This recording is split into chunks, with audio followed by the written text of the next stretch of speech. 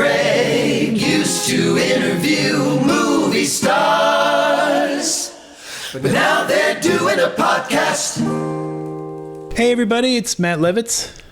I'm Greg Srizavosti. Sorry for the pause, Matt. You forgot who you were for a second there. Yes. Welcome to another episode of Matt and Greg used to interview movie stars. Today we have The Lion King, the classic animated Disney film. From 94. I actually it took me years before I actually saw The Lion King. Really? Yeah. Wow. But you saw it in the theaters, Matt? Oh yeah. No, I saw it at the screening. Now, I did not do this junket. You didn't either. No. So we are not represented in these interviews. But we were doing junkets at the time. We just didn't. Actually, I think I know why I wasn't at this one. This junket took place on May 20th, 1994. Wow. So probably I was busy with wedding preparation. Greg, you also weren't at this one, but you have no excuse. You know, I wish I made you wedding, Matt. That would have been great to see. You were there. You were a groomsman. I remember. Nice try. I still have the picture, man. I love it. Actually, I think the picture's on our webpage. Oh, really? Oh, nice. Yeah, Nice. The two of us. We were really young. I had hair. And I had dreams. You still have dreams.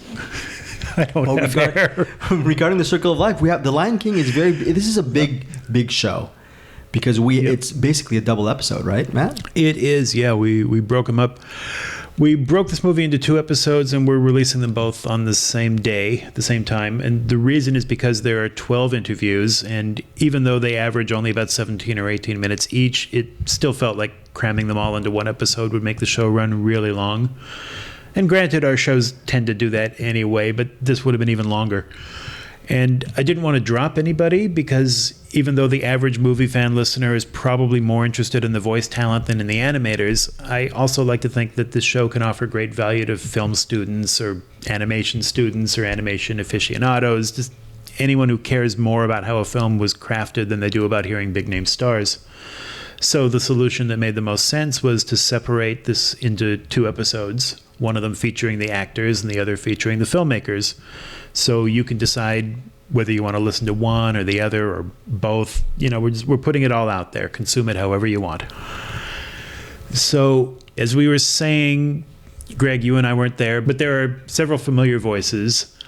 Both of our bosses from this era, Joey Berlin and Laura Gross, were there. Yeah. I also recognized Shep Morgan, Alan Silverman, and Cameron Turner. Yes. So we are talking Junket Roundtable All-Stars right there. I know what a lot of you are probably thinking. What an amazing coincidence that we just happened to be releasing an episode about The Lion King in July 2019, which just happens to be the same month that Disney is releasing their live-action version. Well, obviously, it's not a coincidence at all. Once again, Disney is trying to follow in our footsteps, and I gotta say, it's getting annoying. Darn you, Disney. We're going to show you someday. Someday, sure. We'll show them. We'll show them something. We'll bring them pictures. They'll love it. Anyway, we have not yet said who's going to be on this show. This episode, as I say, is the actors. So we've got Jonathan Taylor Thomas, Cheech Marin, Ernie Sabella, Robert Guillaume, James Earl Jones, and Matthew Broderick. We are bookending this episode with the 2 Simbas. So the final interview later in the show is going to be the old Simba, but we're going to start off with young Simba, and that is Jonathan Taylor Thomas. Greg, other than this and Home Improvement, is there anything more to say about his credits? There's really nothing else to say. He kind of disappeared after that, didn't he? He did. It's not because he wasn't wanted, because he could have actually carved out an acting career post Home Improvement. By the way, Home Improvement ran from 91 to 98. Yeah, The Lion King, big successful show. Huge show. Obviously, The Lion King was 94. For us, for me and Matt, actually, even though we weren't at the Lion King junket, thanks to Matt's nuptials, which was a blessed event, most of the 90s, You know, the marriage lasted 25 years, so, it's fine. I'll take it. Yeah, not a bad thing, not a bad run. Here's the thing. With Jonathan Taylor Thomas, even though he said, what has he done other than those 2 projects? For us, Taylor Thomas was a big fixture for several years. The reason why is we would respectively get him for different junkets. Man of the House came out in 1995. Tom and Huck came out the same year. He was the voice of Pinocchio in The Adventures of Pinocchio. Right. So he was in a bunch of movies. The only problem is, I think he just decided to stop up and stop doing acting for a while. Just lead a normal life. And he actually, not only is Home Improvement slightly covered in this film, he also talks about a film he's doing with Chevy Chase at the time, Man of the House. Yeah, it wasn't called that at the time. In the interview, at first he calls it numeral 2 Man, and then later on he calls it Man to Man. I guess they were just searching for a title even while this junket was going on. And he at the time of the interview, he was around 12 or 13, and they were asking a little 12. He was 12. He was 12. So at the time of the interview, so he basically said acting is, quote, "It's no different than a paper route," and that could be Pays a little better. Pays definitely a little bit better. And a little bit of a factoid is, in 2000, I was reading that he graduated from high school, from the West Hills California High School, Chaminade College Prep. Chaminade College Prep. I should be able to pronounce that name because that's the high school I graduated from back in 1989. So we went to the same high school, and I can't even pronounce my own high school. That's how much of a weak link I am to the show. But do you have anything else to say about Jonathan Taylor Thomas before we get right into the young Simba? No. Just I made a note that despite being 12 years old, he's very well spoken. A lot of times interviewing children can be like pulling teeth, and no one-word answers here. He's a good interview. There's not going to be too much of a postscript on Jonathan Taylor Thomas, or I like to call him JTT. Here is Jonathan Taylor Thomas. Enjoy. This is Jonathan Taylor Thomas. Hi. How you doing? This is the hot seat. A hot seat. All right. You want anything to drink? No, I'm fine. Water? Thanks. Okay. Let me know if you want anything. All right, cool. How long do we have with the... Just pin this Usually about 15 minutes. Sure. Let me actually grab. Oh, I know. All right, you're the professional. You do. If you could sit a little closer, A Jonathan. little closer. All right. How's that? Is that good? So you've seen the entire picture by now? I saw it last night for the first time. Oh, really? Yeah. Big. I enjoyed it immensely. It was my first time seeing the whole thing put together. I'd seen, like bits and pieces, but, this was my first time totally done, and I thought it was great. Did it seem like real to you did it seem like you were watching a real movie that, or did you feel like too close to it? No, at that point, normally I'll sit there and, I'll like, if I'm watching myself on TV, I'll judge my performance. But, I found myself, kind of being drawn away from that and being, sucked in more towards the movie. And I wasn't, checking my performance anymore. I was just looking at the movie and seeing how that was. And, it turned out real cool, so I was happy. How did your castmates feel on a TV show that you got a role like this? Did they think it was a cool thing? Yeah, I think, they were happy for me. They, said congrats, and they were cool about it. Did Tim give you any specific advice? What did he say back? No, none of the cast members have done anything like this before. So we were all in the dark about it. But I just went in there, just trying to guess what it would be like and whatever the directors needed me to do. What was it like compared to working on a TV show where obviously it's your face, your body? Well, it's different because you're in there, one room alone. You don't have other actors to depend on and, feed off their lines. You're in there you kind of have to play two roles because you're not playing just yourself, you're playing the person you're talking to. So, it was difficult, but it was a nice experience. And getting into the head of a little lion cub, you had to think about what that was all about. Yeah, I think as a lot of people saw, there was a variety of emotions throughout the whole movie. It made you laugh and it made you cry. And so, in certain parts of the movie, I had to get into the thinking, oh yeah, this is going to be great. And then certain parts I got, real sad and depressed. How much do you see of yourself in Simba? Because a lot of people say these characters take on the physical features of the people who do their voices. Yeah, I think definitely a lot.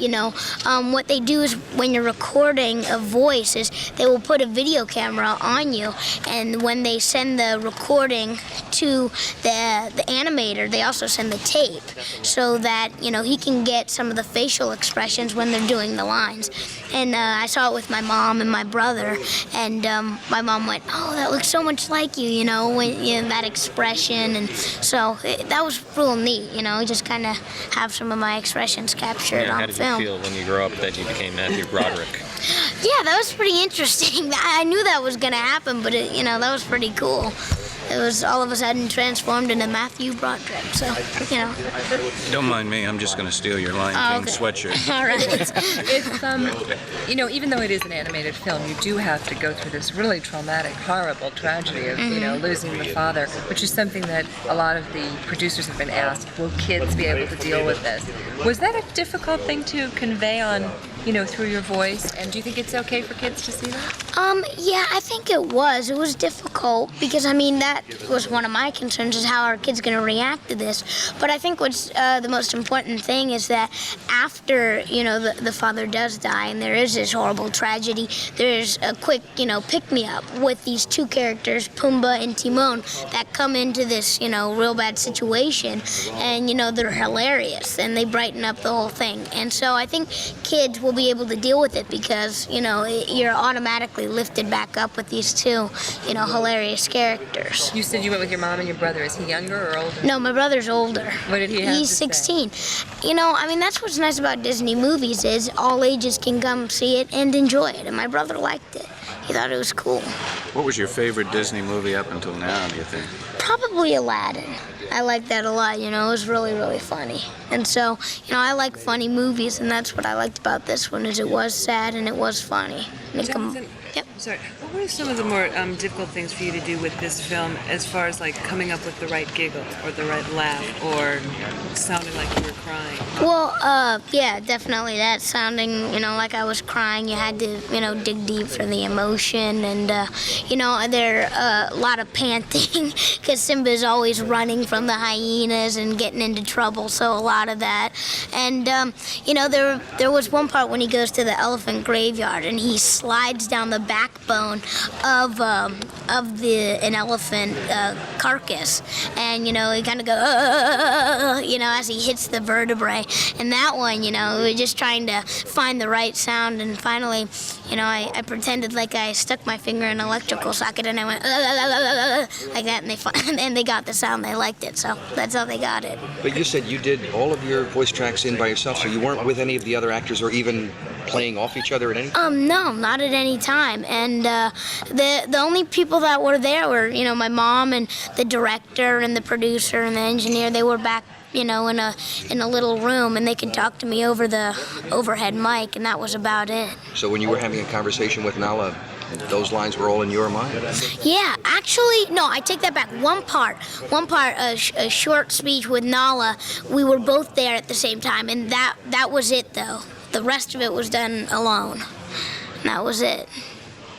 Don't you also do another show, something about, let me see, there's this tool guy. Yeah, Home Improvement, yeah. What's it like to play that kid?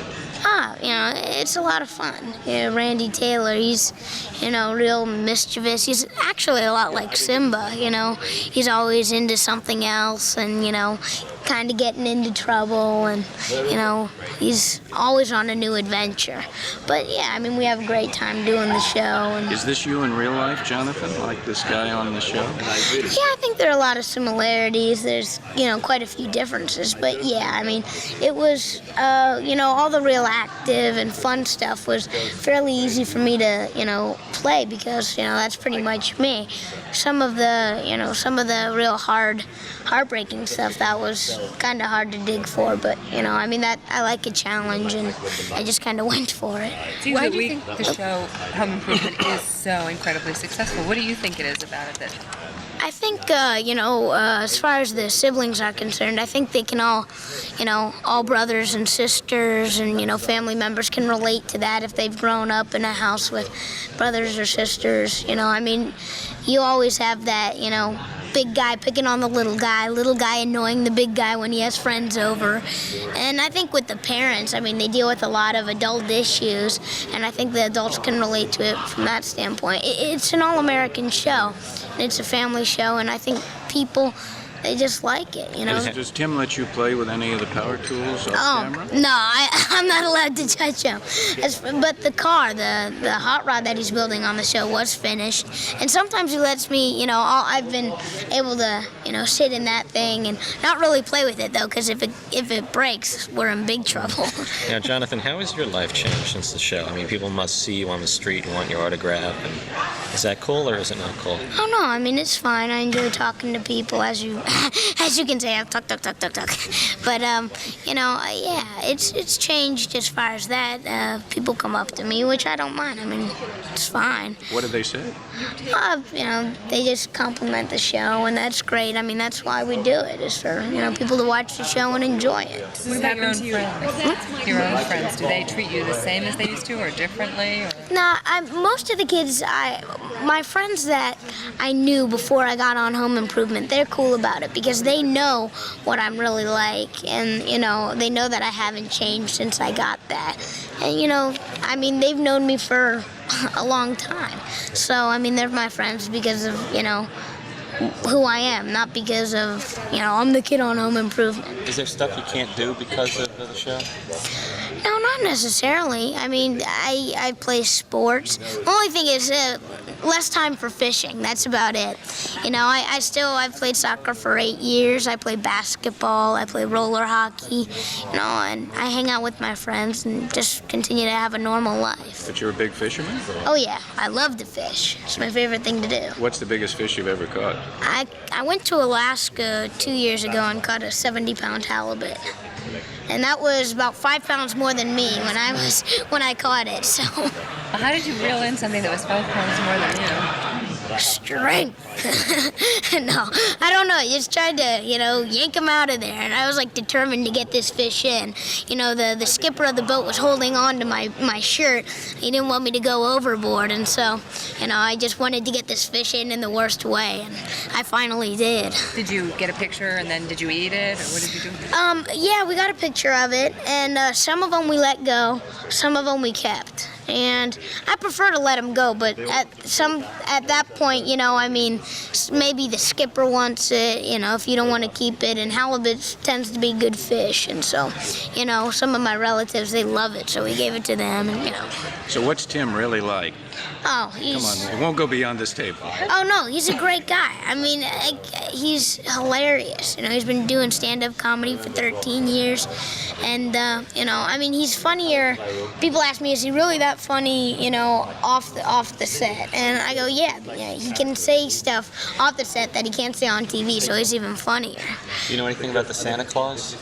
Oh, yeah, I mean, I don't know much about it, but I know that he's filming it now in Toronto, Canada, and yeah, he's having a good time doing that. What about you're working with Chevy Chase now, is that right? Yeah, I'm doing a movie with Chevy Chase this summer called Man, numeral 2, Man. And so that'll be fun. It films up in Vancouver, and I'll be busy doing that this summer. There's some good fishing out there. Oh, definitely. Salmon, big guys. I'll be doing that on my weekend for sure. What's your part in it? I play Chevy's. I'm his love interest's son, and my parents got a divorce, and Chevy is a district attorney, and my mom is, I believe, a courtroom artist, and I will do anything to prevent them from getting married. And you can imagine how that's gonna be. Who's your mom? Actually, they haven't cast the mom yet. I'm told. I'm not quite sure, but we'll see. And that'll be up in Vancouver? Yeah, that'll film up in Vancouver. When does that start? I believe it starts at the end of May, so pretty close. I'll be going up there. So you don't get a vacation? No. I'll get hopefully I'll get a week off. I go back to Home Improvement, and there's like a week before I go back to school, and Home Improvement's on a hiatus, so maybe that week I'll go somewhere, you know, try and catch up on a few things at home. Don't you feel a little like you have a job, though? I mean, it's like 9 to 5, and definitely, you don't get a vacation? But, yeah, I mean, but it's no different than a paper route, you know? I mean, it's a job. You know, kids throw papers, I go out there and just stand on stage and say lines and stuff. So You do a better job at collecting day too. yeah. Jonathan, did you ever think when you're old and gray that this film will still be running with your voice as a kid? Yeah, I mean, that'll be cool, if I have, kids or grandkids or whatever, I'll be able to look back, pop in a tape in the VCR. Well, if they still have VCRs, I don't know what they'll have. But, I'll be able to show it to them and, I remember when I did that, whatever. How do you feel when you look back at the first couple seasons at Home Improvement? You must have been a lot littler. Yeah, I look like a baby. I'm real small, and I mean, it's funny. It's just like looking back in a yearbook, It's hilarious, but, you think back and go, was I really that small? Was my voice that high when, How old are you now? I'm 12. I'll be 13 in September. What's your birthday? September 8th. So that's Virgo. What? 81? 81, yeah. What's your best topic in school? Probably history. I like history a lot. And so, I liked Williamsburg, Virginia. I was there a while ago, and that was real cool. So Civil War is your best? Around that time, I like all history. I'm studying Roman mythology and Roman history now, so that's pretty cool. What do people call you? What do people call me? Yeah, do they call you Jonathan? John, Jonathan, Johnny, I don't, whatever, Well, what do you like?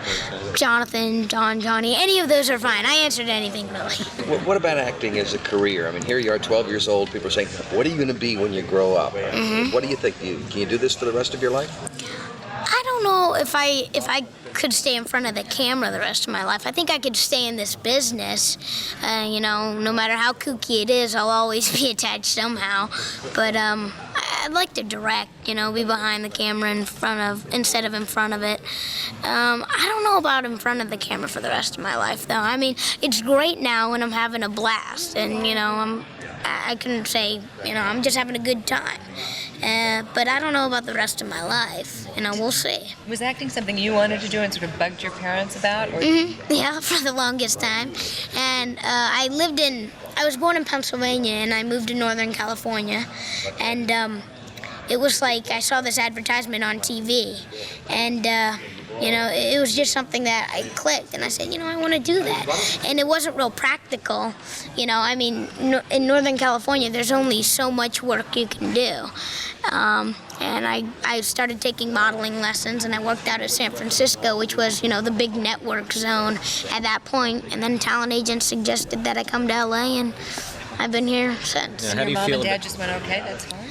Well, my mom came down with me, and we tried it out, and it started to work, and yeah, it was pretty much How do you feel about your other peers like Elijah Wood, Macaulay Culkin, and people like that? Think they do good work? Oh, definitely. I mean, Elijah Wood, he's a great actor. I mean, fabulous. And yeah, I mean, we're, in different markets. He's doing big movies, and I'm doing TV, and, hopefully I can break into that field at some point. But, yeah, I mean, he's a great actor, and can't take anything away from him. He's just great. Since you're a star, do you get any special treatment at home now? Nah, I still gotta clean the cat litter box and make my bed. So no, I still have to do chores and, vacuum the pool. I guess playing Simba gave you a new appreciation for the cat litter box. Oh, definitely. Actually, I have a cat named Simba now. I named it after him. So. Where's home for you now? Where's home now? Right here in LA. Then the whole family moved down? Yeah, my mom and my brother are here with me. My parents got separated. Do you ever run into Elijah or Macaulay at readings? Or I did earlier. Elijah and I at one point had the same manager, but not anymore. I mean, I'm pretty much busy with Home Improvement. There's a real strict time period that I can do a movie in because I only have that much off in the year. And so it's kind of difficult, but it worked out that Man-to-Man filmed in the right month, so.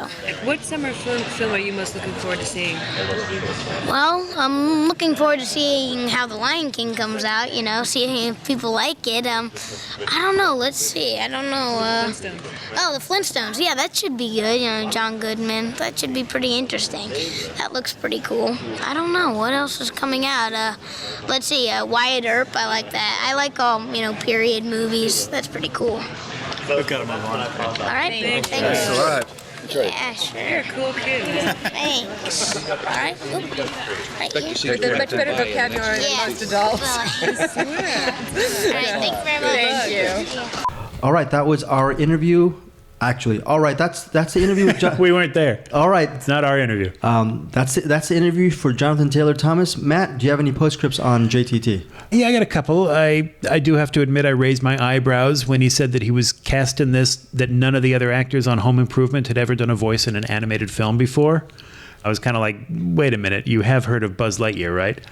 But then I remembered that Toy Story came out a year after The Lion King, so he was actually right. When he was first cast in this, there was no Buzz Lightyear, so point to Jonathan Taylor Thomas. Yeah. He said he might want to direct when he grows up. To date, he has only directed 3 episodes of the sitcom Last Man Standing. I'm not sure how he got that gig. Maybe he knows someone on the show. He also said that he didn't know what people were going to have in the future to replace VHS tapes to watch movies from. The answer is DVDs, Blu-rays, and streaming. And also because we always try to be very thorough when providing the context for our postscripts, he said that he was looking forward to seeing the Flintstones because he thought it looked pretty cool. It wasn't. First of all, Matt, it was a great film. Oh. And it's actually a classic film. I stand corrected. And I'm a little bit hurt because it was so memorable. The most memorable part of that movie was they flew me to Orlando for me to cover the film. And I actually got the Flintstones t-shirt, and someone bought it off me off the street for $20. He just wanted the shirt, so I took off my shirt. Nowadays, I would pay you $20 to put a shirt back on. Very good. Thank you, Matt. Now, thanks for fat shaming me. Okay, so Jonathan Taylor Thomas, that is it. We move now to Cheech Marin. Cheech Marin. Who played one of the hyenas, Banzai. Now, in the late 1980s, I used to work at a movie theater in Oxnard, California called the Pacific Carriage Square. It's a 5-theater multiplex. It doesn't exist anymore. It's an O'Reilly Auto Parts store now. It's very depressing every time I drive by it. But back then, we used to get 2 celebrities coming into our theater regularly. I think because they both lived in Malibu and ours was the closest movie theater. I don't know if you know this, Greg, but Malibu is basically just Pacific Coast Highway with a few side streets. There's really not much there. So anyway, one of the celebs who frequented our theater was John Larroquette, who played Dan Fielding on Night Court. He's an incredibly tall man that you did not want to sit behind. The other was Cheech Marin. We would see him about once a month, except when we showed his movie, Born in East LA. Because during those weeks, he came in all the time to sit in the theater and see how audiences were responding to it. Wow. And he does talk a little bit about Born in East LA in this interview. Greg, what else can you tell us about Cheech? I mean, he's basically known for, well, he's had a long career. Okay, but he has. A lot of people know him from the Cheech and Chong films. And the albums. I mean, Cheech Marin actually met Tommy Chong in 1968 in Vancouver. Chong's family owned a strip bar, and they decided to band together to do improv comedy, hence, like you were talking about, their comedy albums. So their comedy albums eventually got them enough popularity for them to star together as Cheech and Chong in the films Up in Smoke, Nice Dreams, Still Smoking. Eventually, by the time Born in East LA came out in 87, I mean, Cheech Marin and Chong, for at least a little bit of time, they went their own separate ways. Born in East LA was the featured directing debut of Cheech Marin. And like Matt said in the interview, he mentions the film, and you can tell he's very, very proud of that movie. And even today, the idea of setting a comedy around the issue of immigration is still it's not a dated subject matter. And actually, no, it might be kind of tough to do that today. Yeah, it might be exactly. It would be very, very tough. So along with that, he's had a long working career with director Robert Rodriguez. He started in 8 movies with Robert Rodriguez. A lot of people remember him from Machete, Spy Kids, From Dusk Till Dawn, etc., etc. And also, as far as on the TV end, Cheech Marin was Don Johnson's sidekick in Nash Bridges, a TV series which ran from 96 to 2001. Okay, so Matt, you want to say something before we get into it? Yeah. The very last question, Cameron Turner, you're going to hear him ask Cheech to comment on the controversy over the movie The House of the Spirits. And this is a controversy that's been long forgotten, just like the film itself has.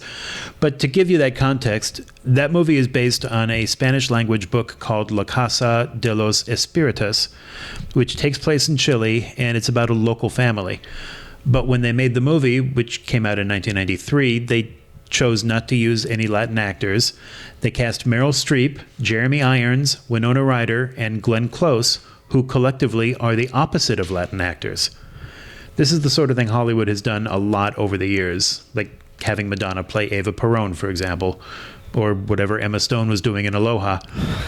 But more and more filmmakers are catching hell for it, so thankfully in modern times they're starting to do it less. 25 years ago, they probably would have gotten away with making Crazy Rich Asians without any Asians in it, but not so much today. Right. Unless you're Ghost in the Shell. Okay, then. I'm just kidding. No, I'm not kidding. It's just one movie. Ghost in the Shell. Yeah. And it bombed. But the point is, that's what people were complaining about with The House of the Spirits, and you are going to hear what Cheech Marin had to say about that back in 1994. Yes, and here is Cheech Marin. Stepping on the cord. Can you, Cheech? Can you also sit a little closer to me? Why, I can. He's already caught all the like. We're already strangling his foot. I asked for lethal injection. All right, that's what you'll do. This is the third animated project you've done? This is the third animated project, second for Disney. So we've been talking to some of the other, one of the other actors who I guess was his first time, but for you must be pretty familiar. Hey, I'm an old pro. Well, it was just like making Cheech and Chong records. You know, it's the same thing. Going to the studio and creating voices.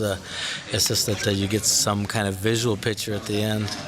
Did you get to interact with the other hyenas at all? We had one session, Whoopi and I, together. That was the only time. Generally, it's you go in the studio by yourself and got your lines, and they direct you.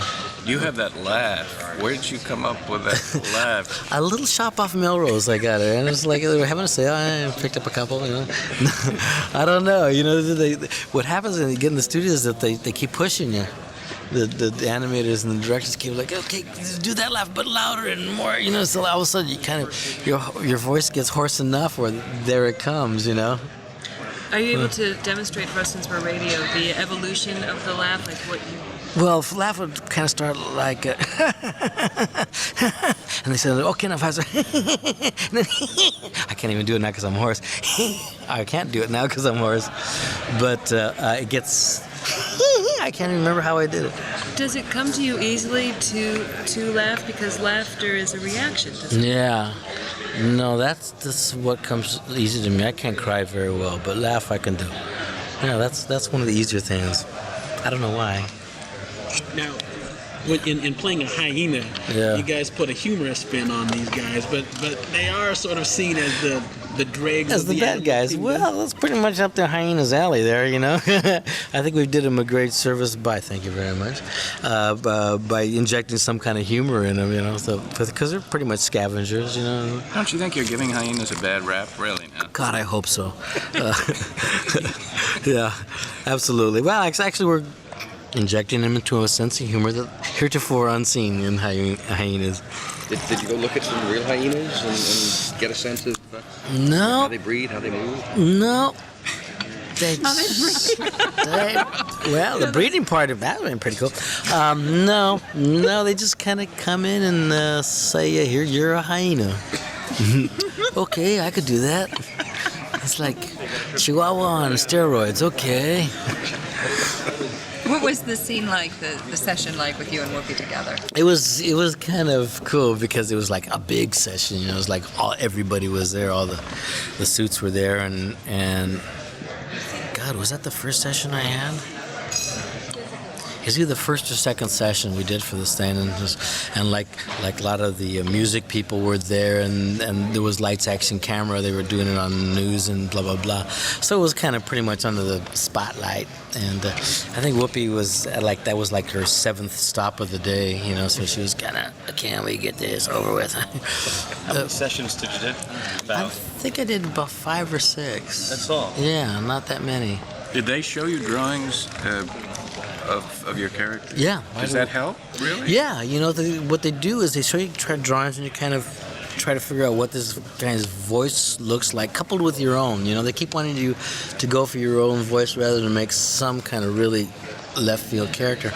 And then they draw you while you're in the studio. They kind of see how you move, and more so in Oliver in this one, but they did a lot in this one where they see how you move, and then the guys just took furiously, and then you come back next week and they got totally different lines for you. How do you feel about working with Disney? We were speaking to a guy in marketing before. He said at the time Oliver and Company came out, Disney had not yet hit its stride. Yeah. But now you're involved in a film that's bigger than life. Oh, Do you see that yourself? Oh, yeah. I mean, it's just like this is being in the big time. These movies are huge. Oliver and Company, when it came out, was the most successful first-run animated feature that they ever had. I mean, it was bigger than all of them. But they were just starting to learn to crank the machine, you know. The next one that came out, I believe, was Little Mermaid, and it took off, you know. And then when Jeff called me to do this one, I said, okay, sure, I'll be in this one. But the great thing about it is it's so classic. You know, they're gonna, your kids and their kids are gonna watch them. You know, and to be part of that is they could pay you a little more, but it's worth the price. What's unique about your voice? Because I know a lot of people use you for voiceovers and would like to use you for.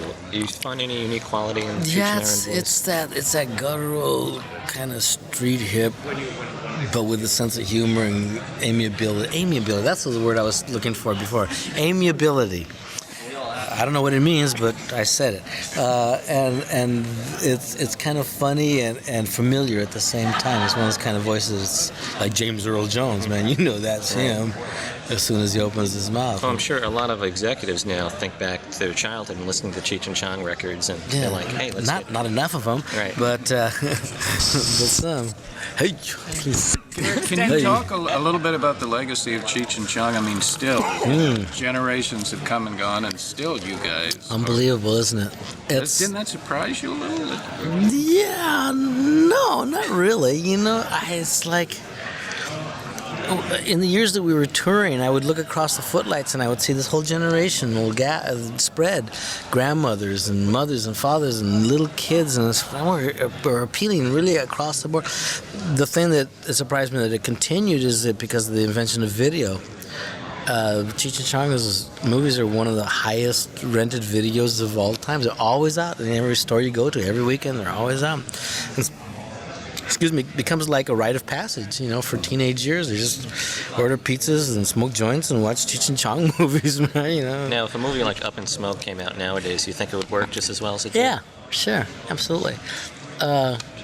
It was all those movies were very much of their time, but a movie that had that much humor in it. Because, I mean, there's just this big fallacy that the whole dope smoking audience went away. Come on. I mean, go to any concert of any, you know, go to Pat Boone concert. And that's all you're going to see. You'd have to, wouldn't you? Yeah, exactly. Yeah.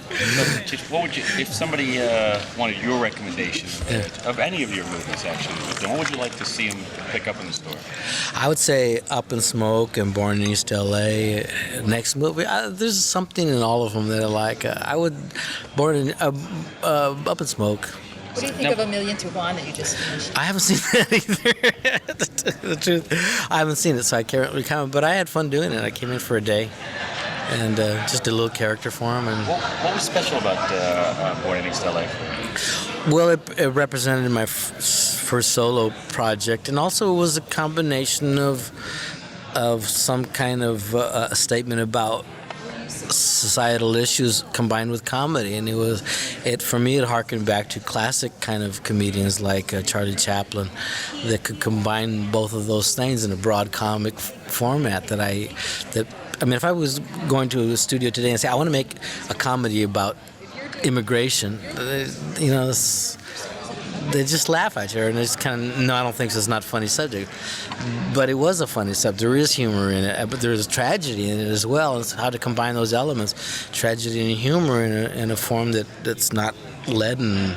You know, it's like a balloon. You know, it's a souffle. You have to have this big air light mass in order to carry this little payload. You know, that Do you liken that character to Chaplin because it's the little man against the system? Yeah, very much, and the combination of saying stuff about society and social issues in a very broad slapstick kind of format almost. You know, it has a lot of verbal comedy, but it has a lot of real, flat out baggy pants slapstick kind of comedy.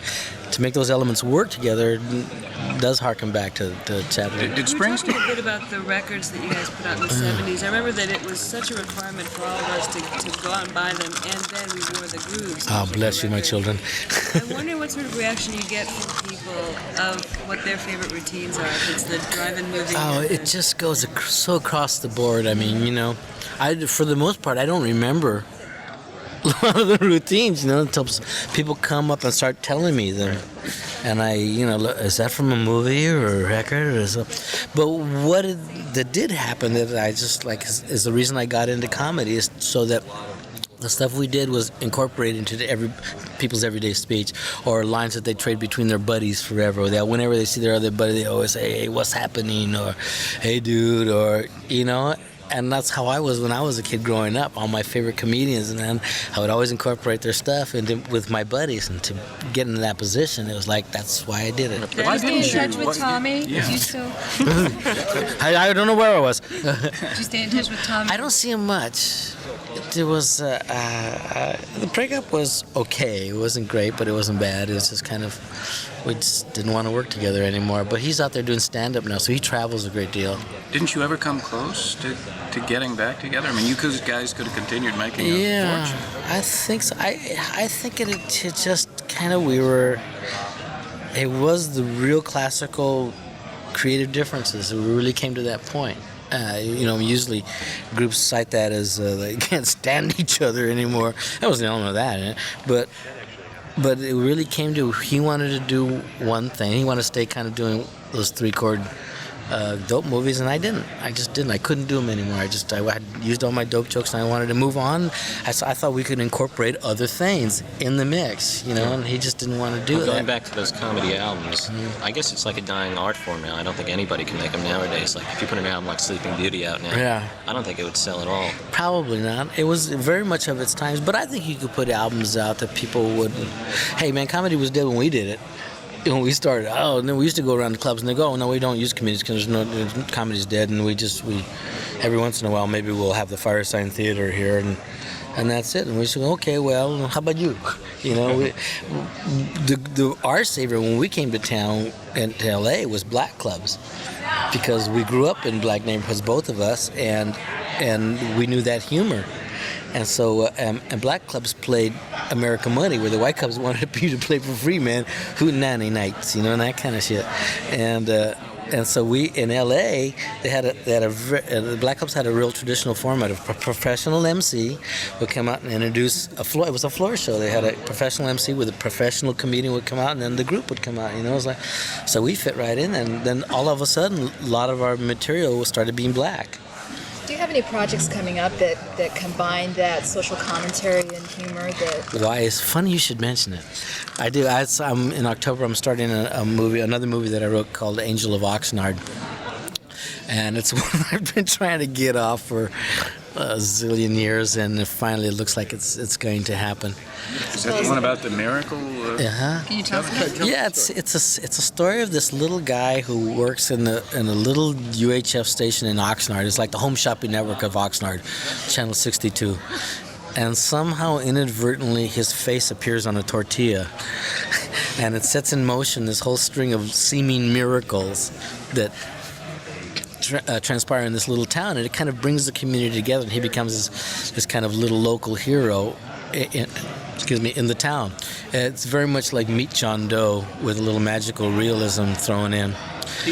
The whole idea of directing, and of course Paul Rodriguez has done his film now, and I saw him on an interview recently talking about something similar to what Spike Lee and some of the brothers were saying some years ago, that really is the route to go in order to get projects done. You see are there more Latinos getting into that? Yeah. Should more get into absolutely. There should be more. It all starts with writing. If you're not a writer, you're sitting around waiting. You have to initiate your own projects. Unfortunately, I've always written right from the very beginning. We wrote all the Cheech and Chong stuff, Tommy said a very wise thing. He said a lot of wise things that I've always remembered. It says, if you don't do it yourself, it's like getting somebody else to do your push-ups for you. They get strong and you don't.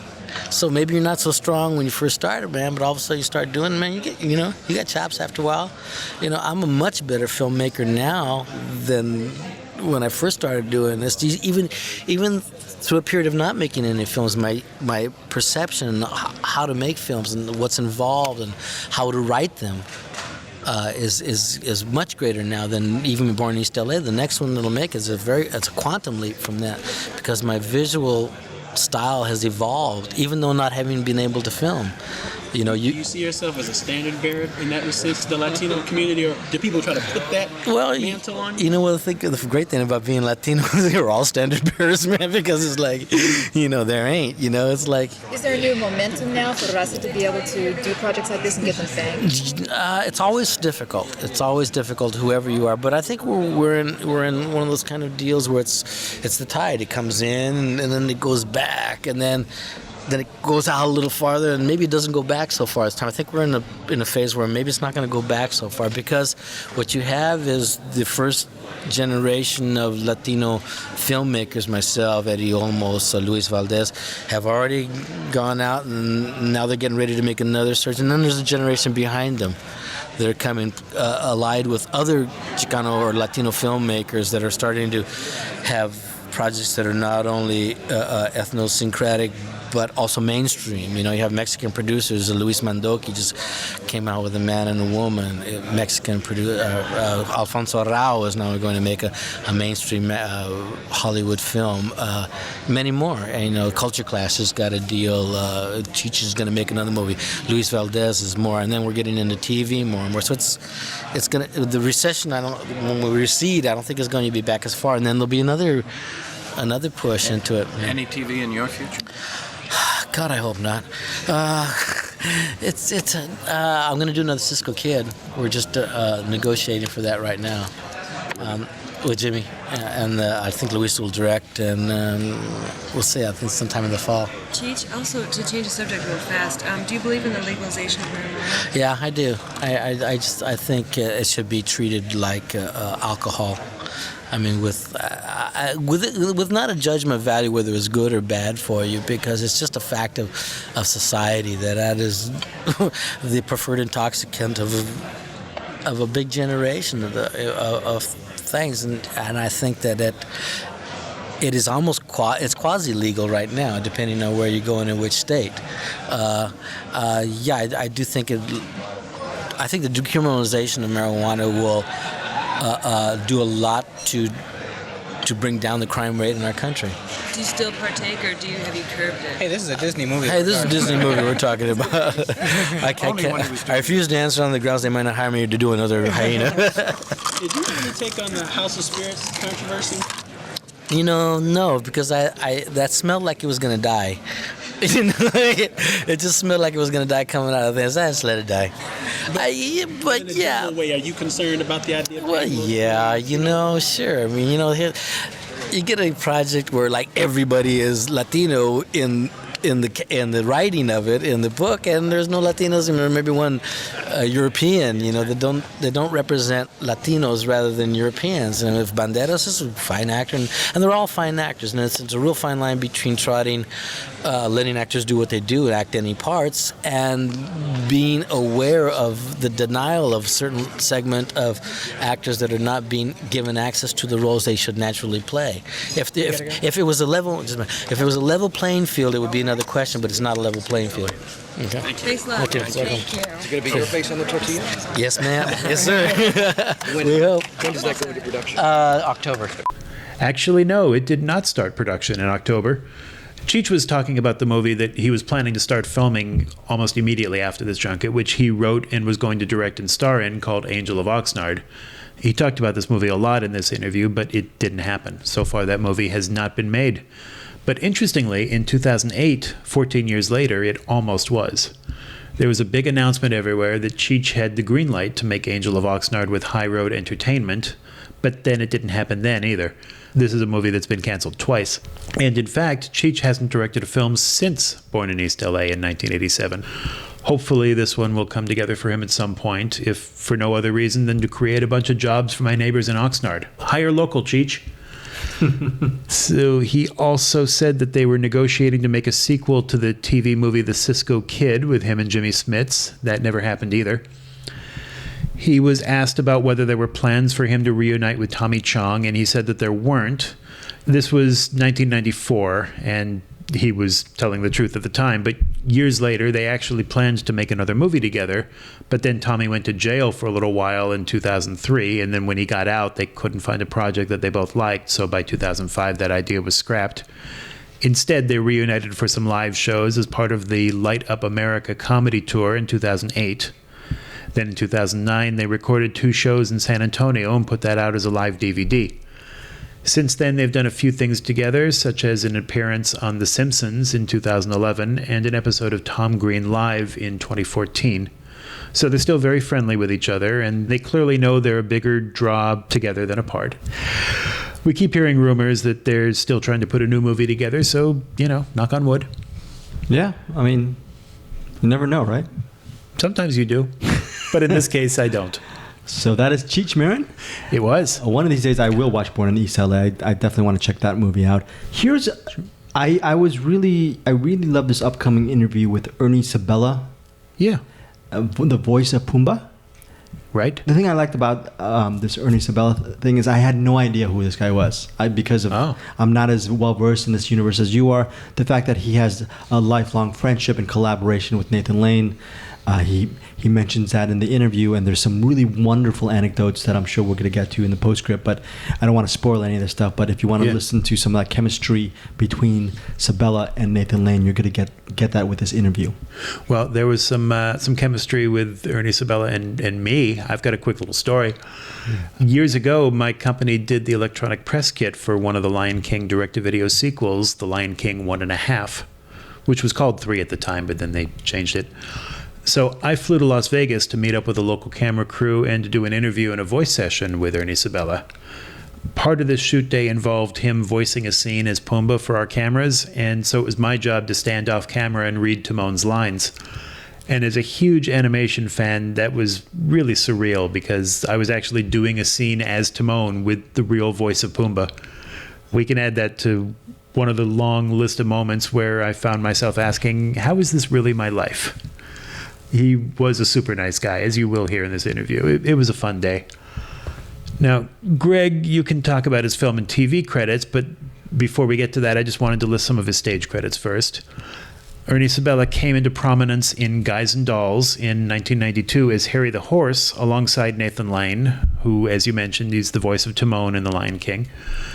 Sabella was in A Funny Thing Happened on the Way to the Forum in 1996, also with Nathan Lane.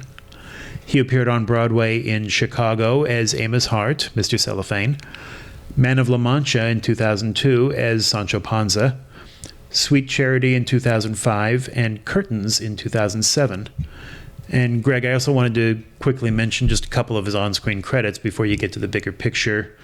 That in 2000 he played Leo in the short-lived TV sitcom Encore Encore, starring Nathan Lane. He had a small role in the film Mouse Hunt, starring Nathan Lane, and he can be seen in a deleted scene on the DVD of The Producers, starring Nathan Lane. Stop me if you see a pattern here. Very big pattern. All right.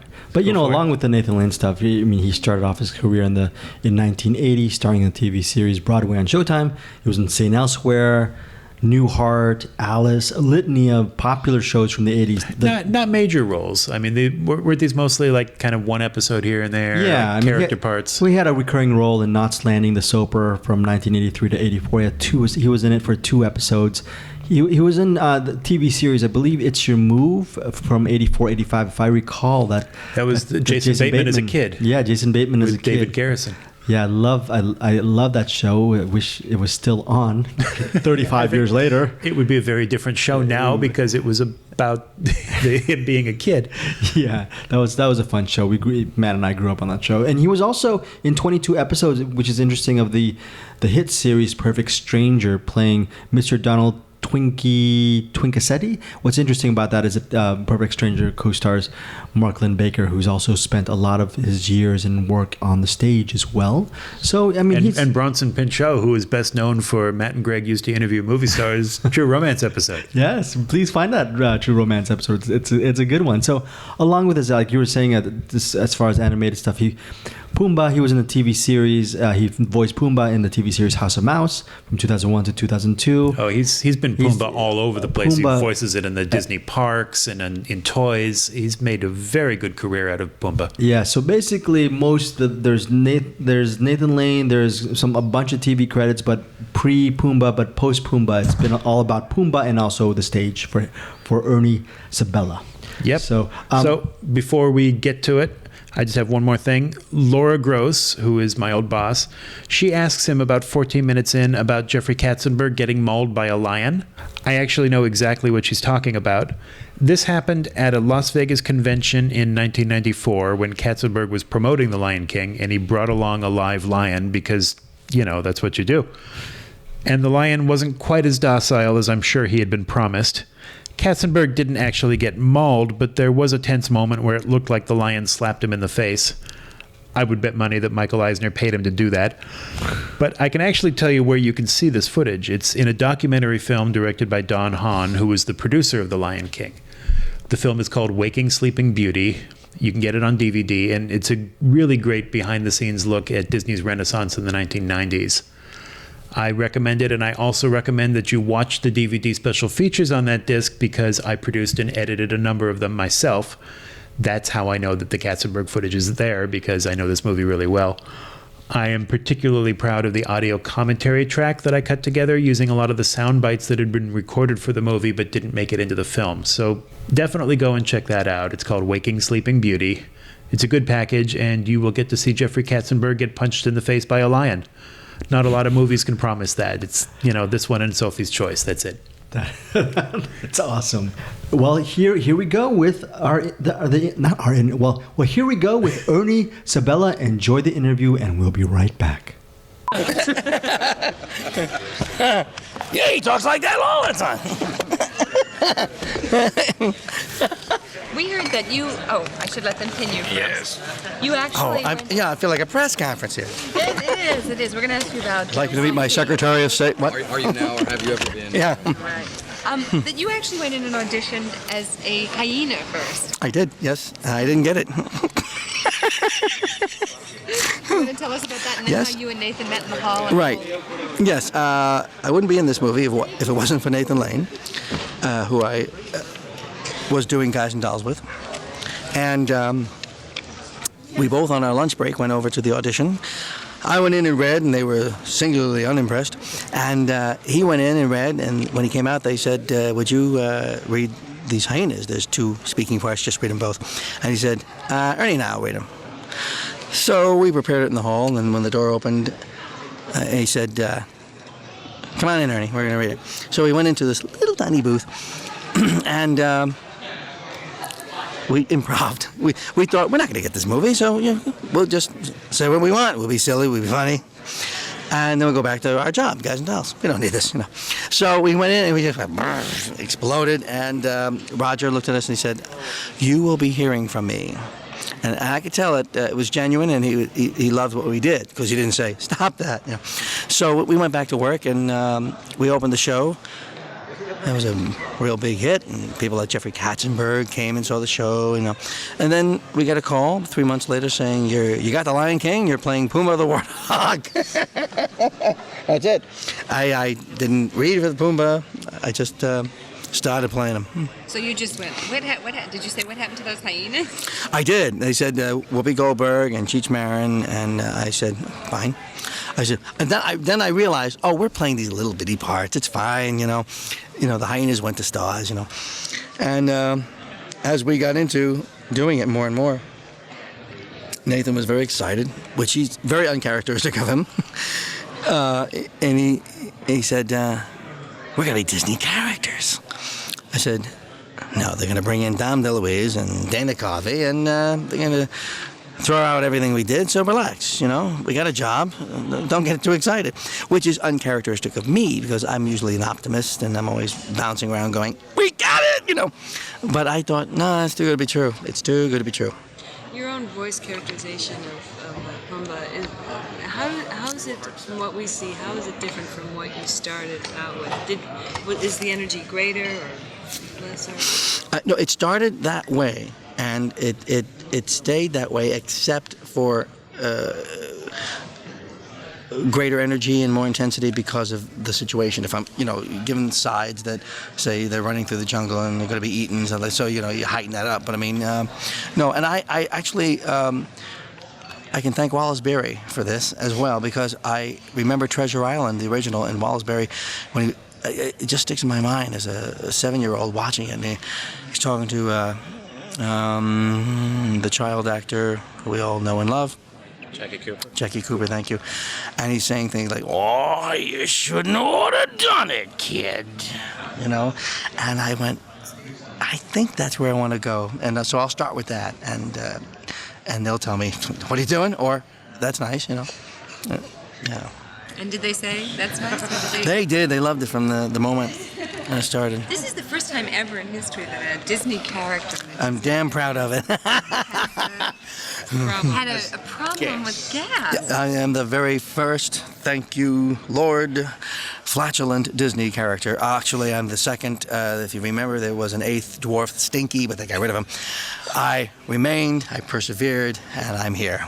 What about that side of the... Well, I am also proud to say I invented it, because there was a moment where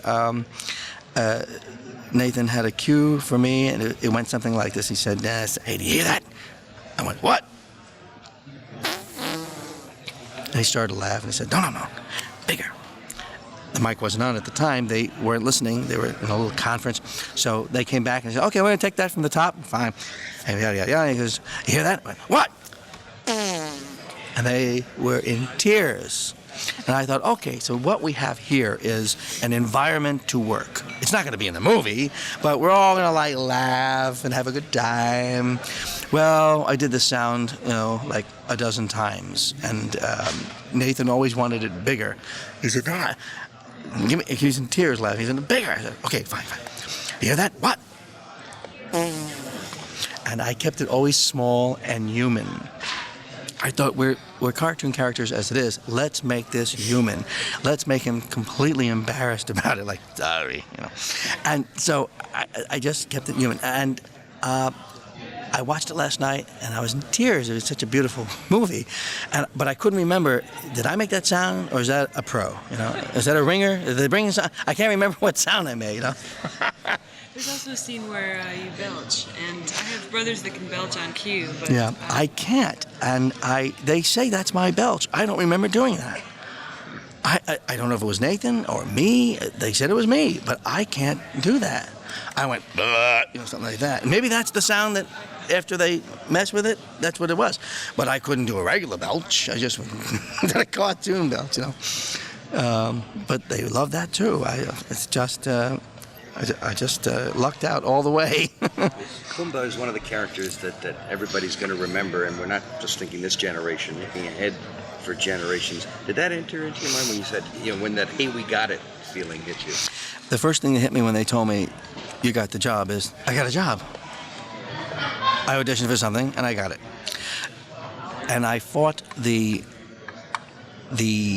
historical factor for months, because I really thought we were going to be, or at least I was going to be replaced. Not from their reaction. It's just that it's too good to be true. I'm surrounded by stars. Everyone here owns a big home. And I got an apartment in New York. So I thought they're going to bring in somebody. And but as we got closer, I realized this will probably be the only thing that sticks in my entire career. No matter what else I do, they'll go back to this as the one thing he did, because I think it's going to be in the top 50 movies of all time. But when you put your home video together, your Casablancas and your Gone with the Winds and this and that, there'll be Lion King on someone's shelf. And that was exciting. You also get one of the biggest songs in the movie. Yes. And thank you for bringing that up because it's my favorite song these days. I couldn't believe when I saw it last night how long it was, how big and funny, and because we recorded it so long ago, and with no visualization of what's happening when we're doing it. I mean, I was killing them in the aisles. They were dropping out of trees. But they didn't say that was going to happen. I'm just, Hakuna Matata, And we thought we were doing, sort of a be our guest kind of thing. I don't know what's happening, fine, all right. But it really works. And I love how they end it, We're going off as a little campfire buddy song, And instead of going for a big applause at the end. And I thought, that's classy. Did you love the movie? Was that the first time you'd seen it? First time I saw it was last night, and I loved it so much I was in tears, and I was just hoping no one was watching me watch the movie, because I tried to be a tough guy through it, but it was so moving. And I know it's going to happen again when I see it at Radio City with Nathan, who's looking forward to seeing it. Oh, he hasn't seen it? He hasn't seen it. So no. Do you two have this kind of rapport in real life and also in the... Yes, we do. We actually, and my wife's quite jealous, we actually went shopping on Madison Avenue about 2 weeks ago. He's a lonely, desperate man, and I knocked on his door. I was in his neighborhood. He just moved into a big apartment, and he goes from one room to another going, well, I'm in this room now, So I said, come on, it's a beautiful day. We'll go outside. We'll walk around the reservoir. So we go around the reservoir. He's not a nature boy at all. I mean, he's like, it's kind of hot out here, I said, we'll go walk in the shade. It'd be nice. And then he said, well, let's go to the Frick Museum. So we go to the Frick Museum. It's crowded. And he said, let's get out of here. So we walked down Madison Avenue, and we're walking into, galleries or the Banana Republic, and we're doing our routine. And this lady who's buying something at the Banana Republic, I go in to try on shorts, and they come down, just above the ankle. And I walk out, and he goes, you look like you're doing the doctor sketch. And the lady behind him says, excuse me, but you two are as funny off stage as you are on stage. And I thought, wow, that's really a neat feeling, So, and he liked it, Then we went into a gallery where they sell pictures of Churchill, and it's autographed by Churchill, And it's one of those very quiet little places, and it's it's 3,500, 7,500, So we got up to Sir Isaac Newton. And it's a letter by Sir Isaac Newton. It's a short letter. It's signed Sir Isaac Newton, and.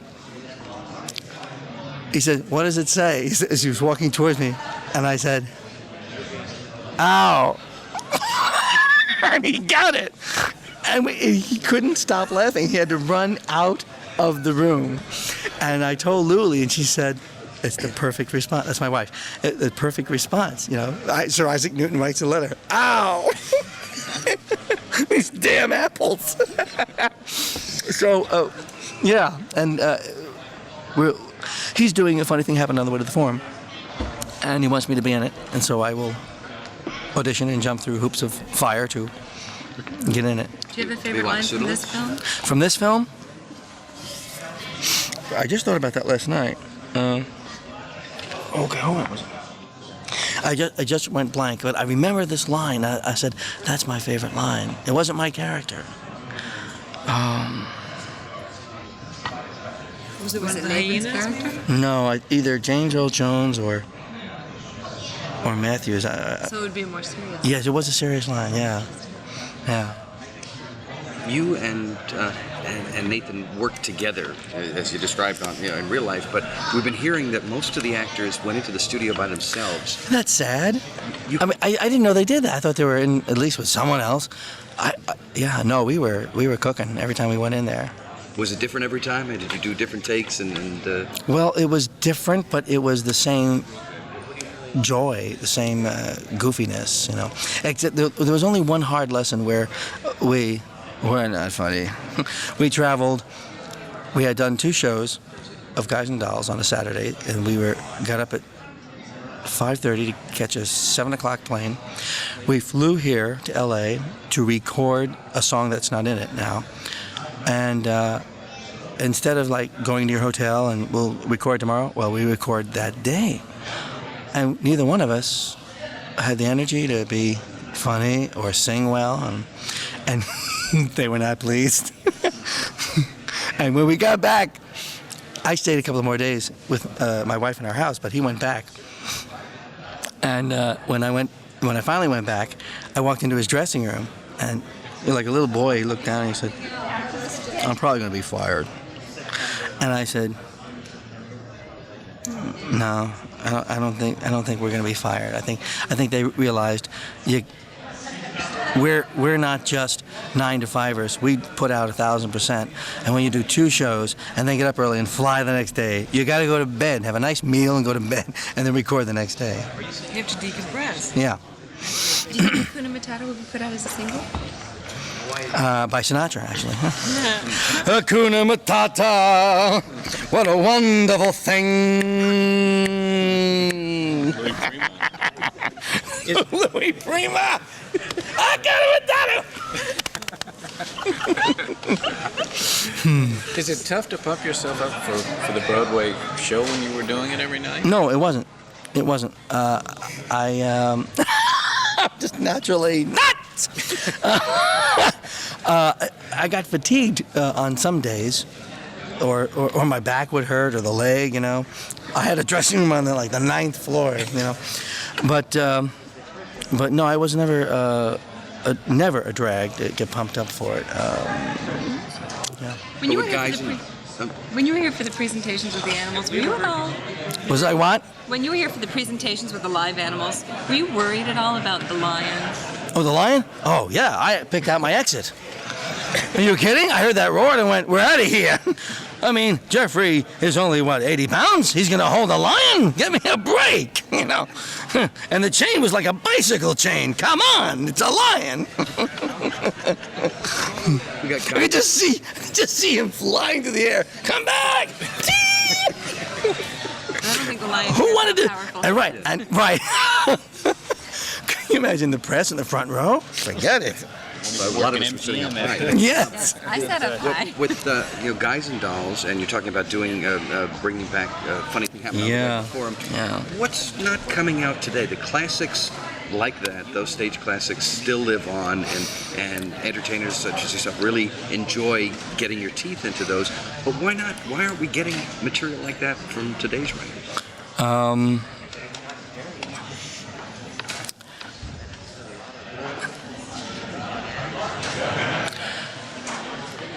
I studied a little opera, and I think the era of the voice of the bell, what's it called?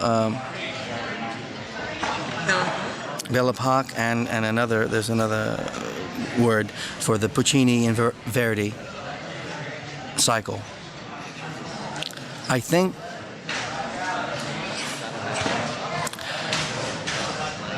the human race is blessed with eras of richness, and from Rodgers and Hart to now, Sondheim, that's it. That's one reason. That era is to be treasured because it's over. So instead of reviving shows, call them classics. Like they do in London. They don't revive Hamlet, they do Hamlet. That's one reason. The other reason is economics. Fiddler cost $600,000 to finance originally. My godparents are Mr. and Mrs. Jerry Bach. He wrote the music. Now it costs $6 million or more to do a Broadway musical. I don't know where the money's going. No one I work with brings home a lot of money, but someone is stopping the process, because I think there are writers out there, and Sondheim is proving it again with Passion, which I just saw, which it ultimately doesn't work, but half of it does, and you go, my God, this is incredible. You need me, and that's why. Sort of the good news and the bad news. Yeah. Hakuna Matata. Yes. Do you have any family in Jersey City? No. I went to school with Sabella? Sabella. Really? Yeah. There is in Jersey City actually. There was some Sabellas who were like city controller or something like that, because people keep coming up to me, or maybe they were hitmen. I don't know. They were always very polite to me. It's a good thing. Thank you. Thank you. Bye. Okay, so we're back from Ernie Sabella. I just have one quick thing. He said that Nathan Lane wanted him to be in A Funny Thing Happened on the Way to the Forum on Broadway with him, so he was planning to go audition and beg for the part. Well, he got it. Sabella played Marcus Lycus in that Broadway production, the owner of the Bordello. And if you pick up the cast album, you can hear him singing on the tracks The House of Marcus Lycus and Everybody Ought to Have a Maid. Cool. All right, so next up we have the voice of Rafiki, Robert Guillaume, who sadly died from prostate cancer at the age of 89 in October of 2017. I mentioned earlier that I worked on the EPK for one of the Lion King direct-to-video sequels, The Lion King 1.5. Another shoot that I got to do for that movie was with Robert Guillaume, which was really exciting for me because I've been a fan of his ever since I was a little kid watching him on soap. This shoot took place after his stroke, so he was walking with a cane and very wobbly, but his mind was still sharp. I remember I told him that in the early 1980s, my mom had taken me to sit in the studio audience for a taping of his sitcom Benson. He asked me what episode it was, and I told him it was the one where Pete ran away, and he immediately replied, "Oh, and then we found him in the bar doing beatnik poetry." I couldn't believe he remembered that. I mean, how many episodes of that show do you think they had done all those years earlier? And actually, I can tell you it's 159. Wow. But he knew that episode. All I had to say was that little bit, and he knew the rest of the plot. And then when my crew was setting up, he and I spent about 20 minutes talking about the TV show Sports Night, which he had been a part of. And I love Sports Night. It was a really great show. Almost every episode was written by Aaron Sorkin. It was really funny, but it never found an audience. And he told me he loved it just as much as I did. Even though he was on the show, he was a huge fan of it, and he said the whole cast was just devastated when it ended. So we kind of bonded over that. He was a cool guy. I liked him a lot. And everyone, if you've never seen Sports Night, go get the DVDs. Trust me, you'll love it. So once again, Greg, if you'll allow me, I'd like to talk about his stage work before you get to the film and TV stuff. Robert Guillaume was in Carousel in 1957 on the stage. In 1959, he toured the world with the musical Free and Easy. He acted on Broadway starting in 1960 in shows like Finian's Rainbow, Quamina, Tambourines to Glory, Porgy and Bess, and Pearly, which he also starred in when it became a TV movie in 1981. He appeared in Golden Boy with Sammy Davis Jr. And here's an interesting one. In 1976, he was nominated for a Tony Award for playing Nathan Detroit in an all-black revival of Guys and Dolls, and that's the exact same role that Nathan Lane was nominated for a Tony Award for in 1992. Oh, wow. So The Lion King features two Nathan Detroits, Timon and Rafiki. Another major stage show that he appeared in was The Phantom of the Opera in 1990. That show ran in Los Angeles at the Amundsen Theater for quite some time.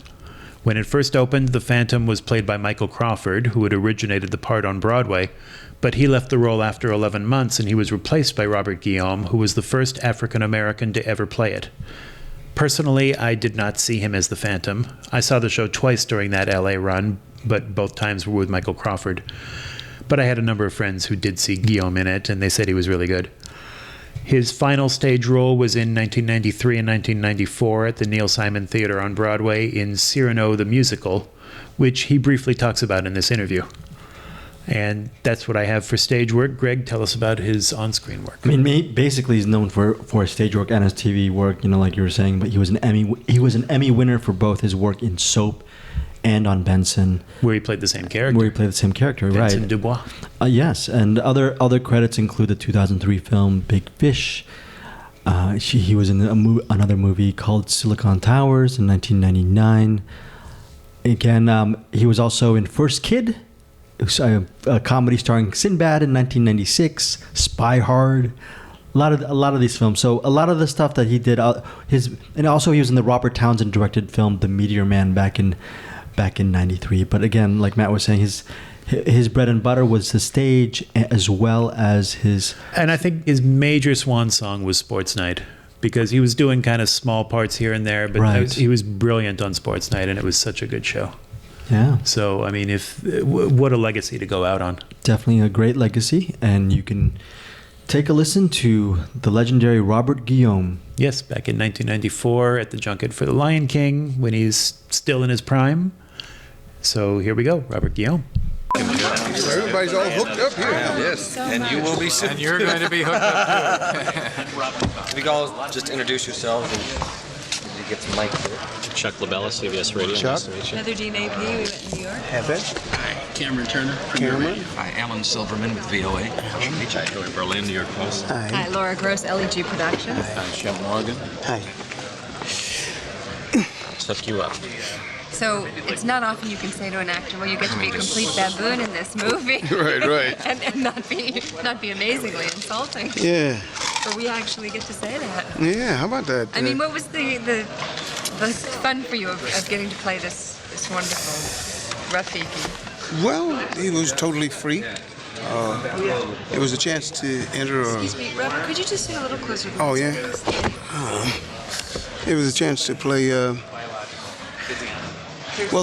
any kind of live... any kind of animation would have afforded me the opportunity to do something that I very seldom get the opportunity to do, and that is use the voice only. I don't know that I would ask to do that, but it was rewarding in the sense that I could do anything I wanted to do. But once I entered that realm, I found out I couldn't do anything I wanted to do, because certain things worked, certain things didn't, you know. But this character is so off the wall. I mean, isn't it hard to be off the wall in a studio like that? Or, I mean, you know, kind of... I don't know whether it's hard, but I mean, once you enter, see, it's like going into another room. I'd never been allowed to go in and deal with things and pull things out of trunks and whatnot. And some of it worked, some of it didn't. And coming up with the character's voice and then coming up with an accent. That was all, you know, very interesting to do. How much of the accent was your invention, and how much of it was an African, particular regional dialect? Well, I suppose, well, if you look at it this way, let us say we could have done an East Indian. I mean, I wasn't restricted in that sense. I just didn't happen to think of it, nor did anyone suggest it. When I first started experimenting with a all-purpose African accent, if you will, including, you know, everything from the Caribbean to the west coast of Africa or Kenya or southern Africa, this is what we came up with. This is what I came up with. And that was purely, as I recall, it was purely my idea to cast it in this mold. So they didn't say, could you come up with an accent, or we'd like this character to have an accent? Well, without, I hope I'm not, I hope I remember it correctly, but I think I came up with it. You know, they say that after they film you while you're recording, and afterward they draw you. They make this character look. Do you look at Rafiki and say, oh yeah, I see where they? That's like... No, that's not true. What they may do is, you may do something kinetically in the studio in actuating the voice, and they may take one of those. I mean, it may inform some of their drawings, but they already had the character. You have that wonderful... And what he looked like. Oh, he looked, okay, because they do say, often the animators sit with us and say they try to make them look a little like the voice, and that's why they videotape. Well, making it look like the voice is different from making it look like the person. That's so. I don't know that it matters really, but it's. I inform them and they inform me. You know. Well, they don't get to inform me so much because I do it first, and then they make their drawings based on that. Are you able to do a certain amount of improvisation with the lines or with the characteristics of the character that eventually sort of work themselves into the character? Or do you do what they say? Well, yeah, yes and no. Yes to both of those. Improvisation in the sense that I'm totally free. I was totally free in this instance to invent what the character sounded like, what his rhythmic approach to language was, his unpredictability in the language, the fact that it, and we collaboratively worked on taking away a certain ordinariness of a sentence, so that you're talking along in a sentence and all of a sudden it goes out here somewhere and comes back and goes over there. So the speech in many ways, I think, sort of is reminiscent of how monkeys or baboons comport themselves kinetically as we've seen them. Because when I was going in, I had pretty much the same idea that you have of, monkeys and baboons and whatnot. I mean, if you say, if somebody were to say to you, make a sound like a monkey, you go, you do something like that, and that was about the extent of it, but that's all I had. But it was interesting in doing the film that you could, when you give an animal human characteristics, I mean, how does it sound? So that was the creative part of making all that up. You have that wonderful little ditty. The only part I remember is squash a banana, but was that fun to do? Squash banana, me up on I mean, I think that tune, if you could call it that,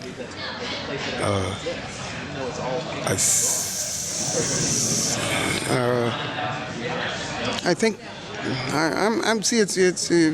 it's kind of fuzzy in my mind now about who invented what. It doesn't really matter ultimately, but I think that what I did was they said, well, could you sing that? Could you make a ditty out of that? So it may have started off, and I was trying to make a tune, but then it sort of settled into and while musically that may not have been enough intellectually for me, it sort of settled there, and we accepted it as a kind of musical statement. They quote you in the production notes saying that Rafiki is not as crazy as he appears, but that is that part of what he's about, to make people think that he's out of his mind when in fact he's right on the ball? I don't think it's not an artifice on his part. I just think that that's the way he is.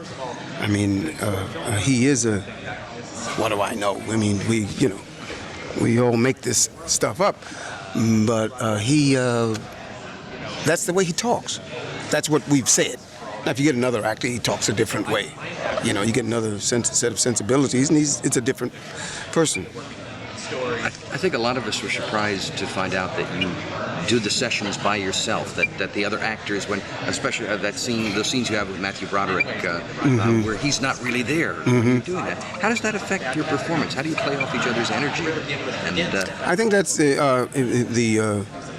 people in the booth, the director. It becomes their responsibility to see that what he's done, my response can work, and what I've done, his response can work. I mean that's part of what they juggle, put together. Because I certainly didn't. He didn't hear me, and I didn't hear him. But you do have the blueprint of the scene in front of you, so you're always responding to what the line was before. We were talking about your little song in this, and of course you have an entire musical history and background. Can you talk a little bit about having played the Phantom, taking over the role from Michael Crawford, who had so many accolades, and what that was like for you? That meant you. Oh well, it was, I guess, sort of high point in my career to have that kind of public acceptance, and it was nice to have the feeling that I wasn't just a television star who was trying to do something that only his celebrity would afford him, but that I had actually had 17 years on Broadway. It was kind of, it was good to know that I had the ace in the hole, that I wasn't trying to do something in 5 weeks that, you know, that you couldn't do if you'd never done it before. What about Cyrano? Yeah, that was a wonderful. I looked forward to that as really being a kind of crowning achievement, because that was 3 times the role of Phantom. I mean, in just sheer energy, in terms of sheer energy. But they had already lost $12 million when I got there, and had I had any inkling that they would fold after being on the stage for 2 weeks, I never would have gone. But I was so enamored of the idea of getting that role and trying to pull that off, and I liked it. I tried to put on the stage in 3.5 weeks, you know, of rehearsal. That normally you take 5, and certainly with this you'd have to take about 7. But we put it on its feet, and I was scared to death. I was scared out of my wits. So scared that I forgot a lot of it that first week. And I didn't really sort of get it under my belt so that I wasn't scared to death until the second week. And I had to fence and all of that, but I liked it.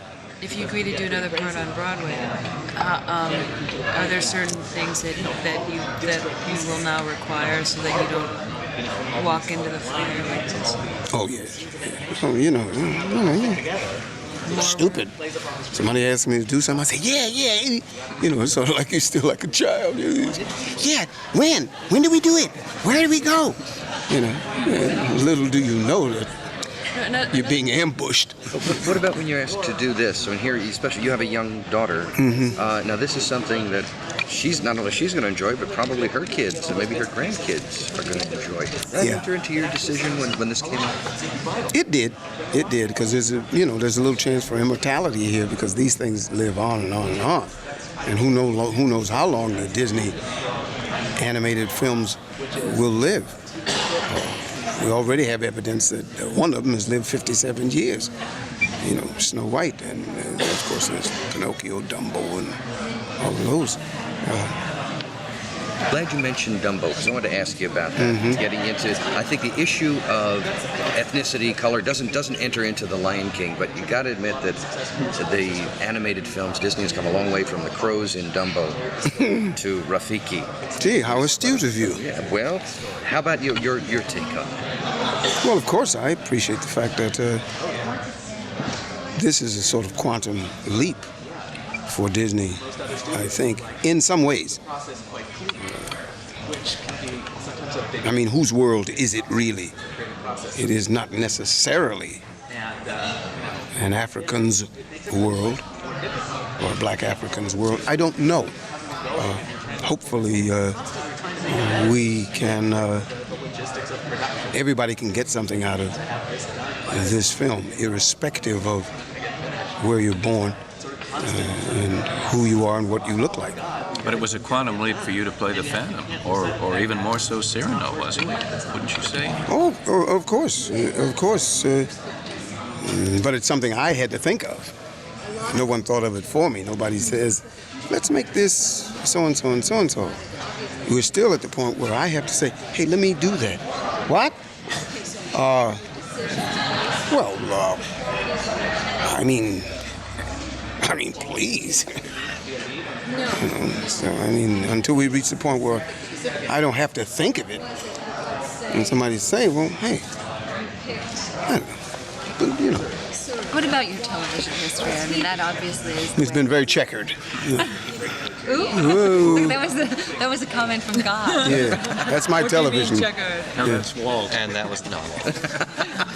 But yeah, what do you mean by checkered? Because Benson. No, I'm just kidding. Oh yeah, just people will obviously remember Benson, the character, for years and years to come. Do you also especially notice a new following because the show's been acquired by Comedy Central and a whole new audience is seeing it, or the same audience is all like myself watching the reruns now? Do you get new reaction more than usual? You're seeing it again for the second time? I don't know. I haven't been around anyone who's talked about it necessarily, but I do know that people love soap, and I do know that we were surprised because we just thought we were doing something that people would enjoy, and there was so much controversy surrounding soap. And you can't understand it. And I have a feeling it has something to do with doing satire. Because people don't quite understand what's funny. Why is that funny?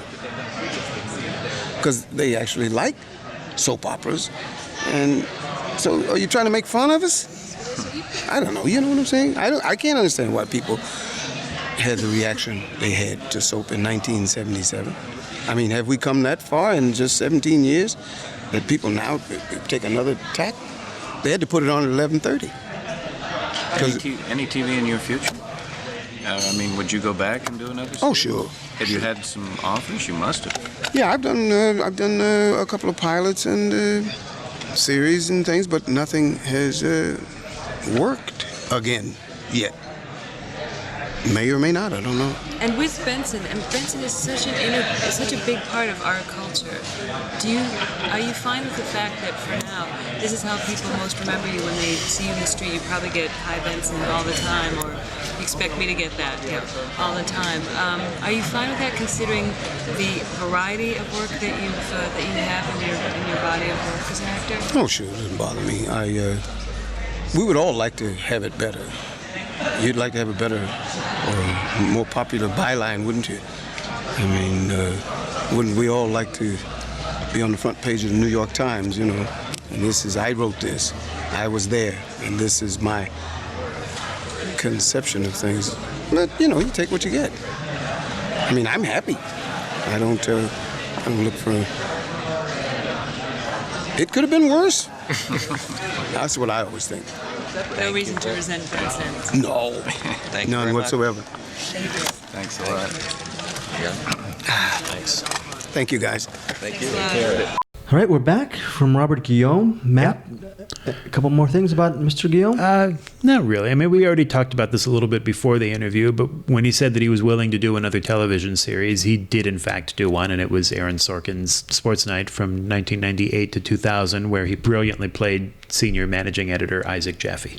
And lastly, I wanted to add that he was also a writer. He actually penned his autobiography.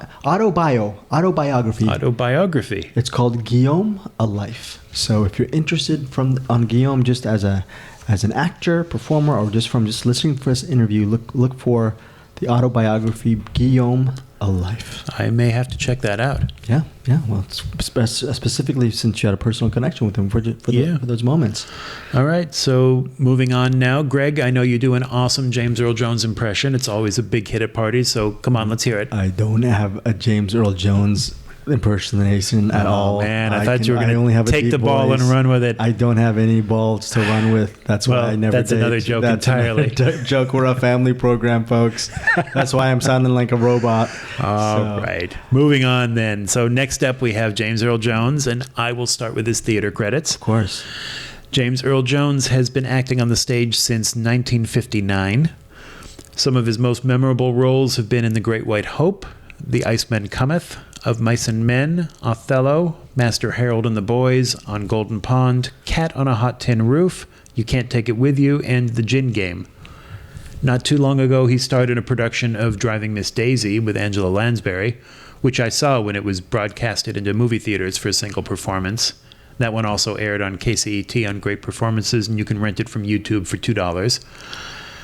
Now, I saw James Earl Jones at the James A. Doolittle Theater in L.A. in 1988 when he starred in August Wilson's Fences, and his performance left a very deep impression on me because I really remember just so clearly how riveting and powerful he was. I mean, you couldn't take your eyes off of him. Denzel Washington was great in the movie, but sorry, he wasn't James Earl Jones great. Wow. And actually, this is slightly off topic, but a few months ago, I saw his son, James Earl Jones Jr., in the touring production of Come From Away at the Amundsen, and I got to meet him afterwards. Nice guy. And an amazing show, by the way, if you get a chance to see Come From Away. Anyway, Greg, take it away. Yeah, I mean, obviously he's known for these iconic roles, Mufasa and The Lion King and Darth Vader, CNN. The voice of CNN. So yeah, he's known basically for those iconic roles, but he also received 2 Tony Awards, like you said, the aforementioned Fences, and he won another Tony for The Great White Hope. Several years later, he returned to that role in The Great White Hope, and he received an Oscar nomination for that film.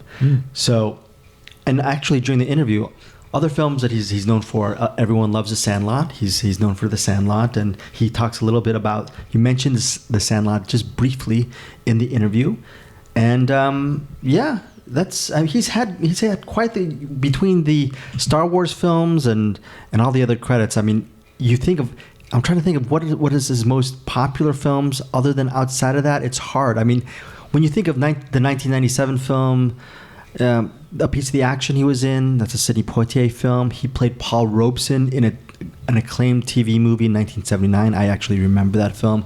He's in another movie.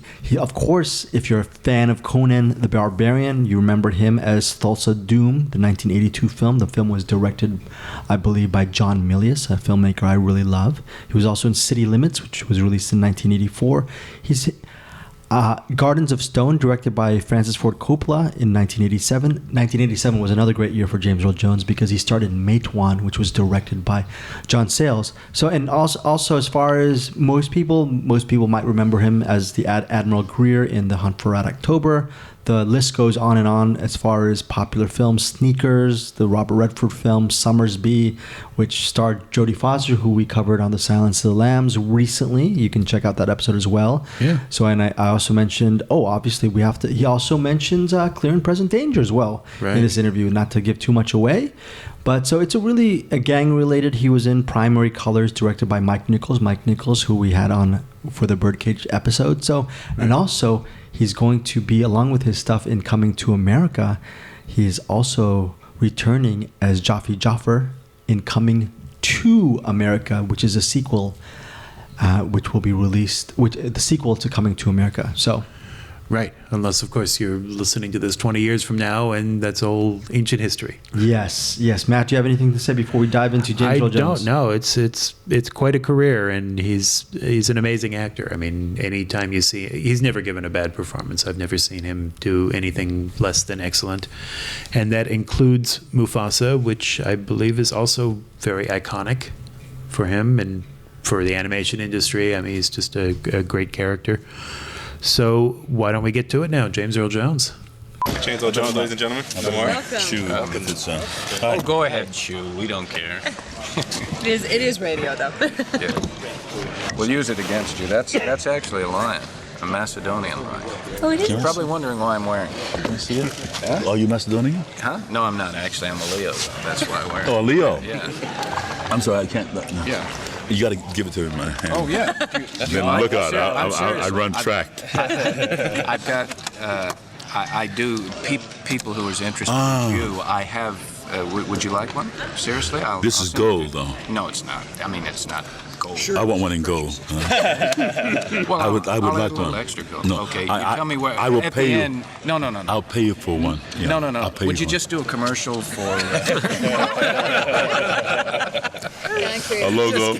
This. What's your station? What's your station? No, see, we're syndicated, so I can't. This is syndicated. That's at least what I'm doing. No, I'm serious. I'd like to have one. Okay, you tell me where to send it at the end. And, yeah. So you want get some? No. The young man wanted to give him my address. Yes. Sorry.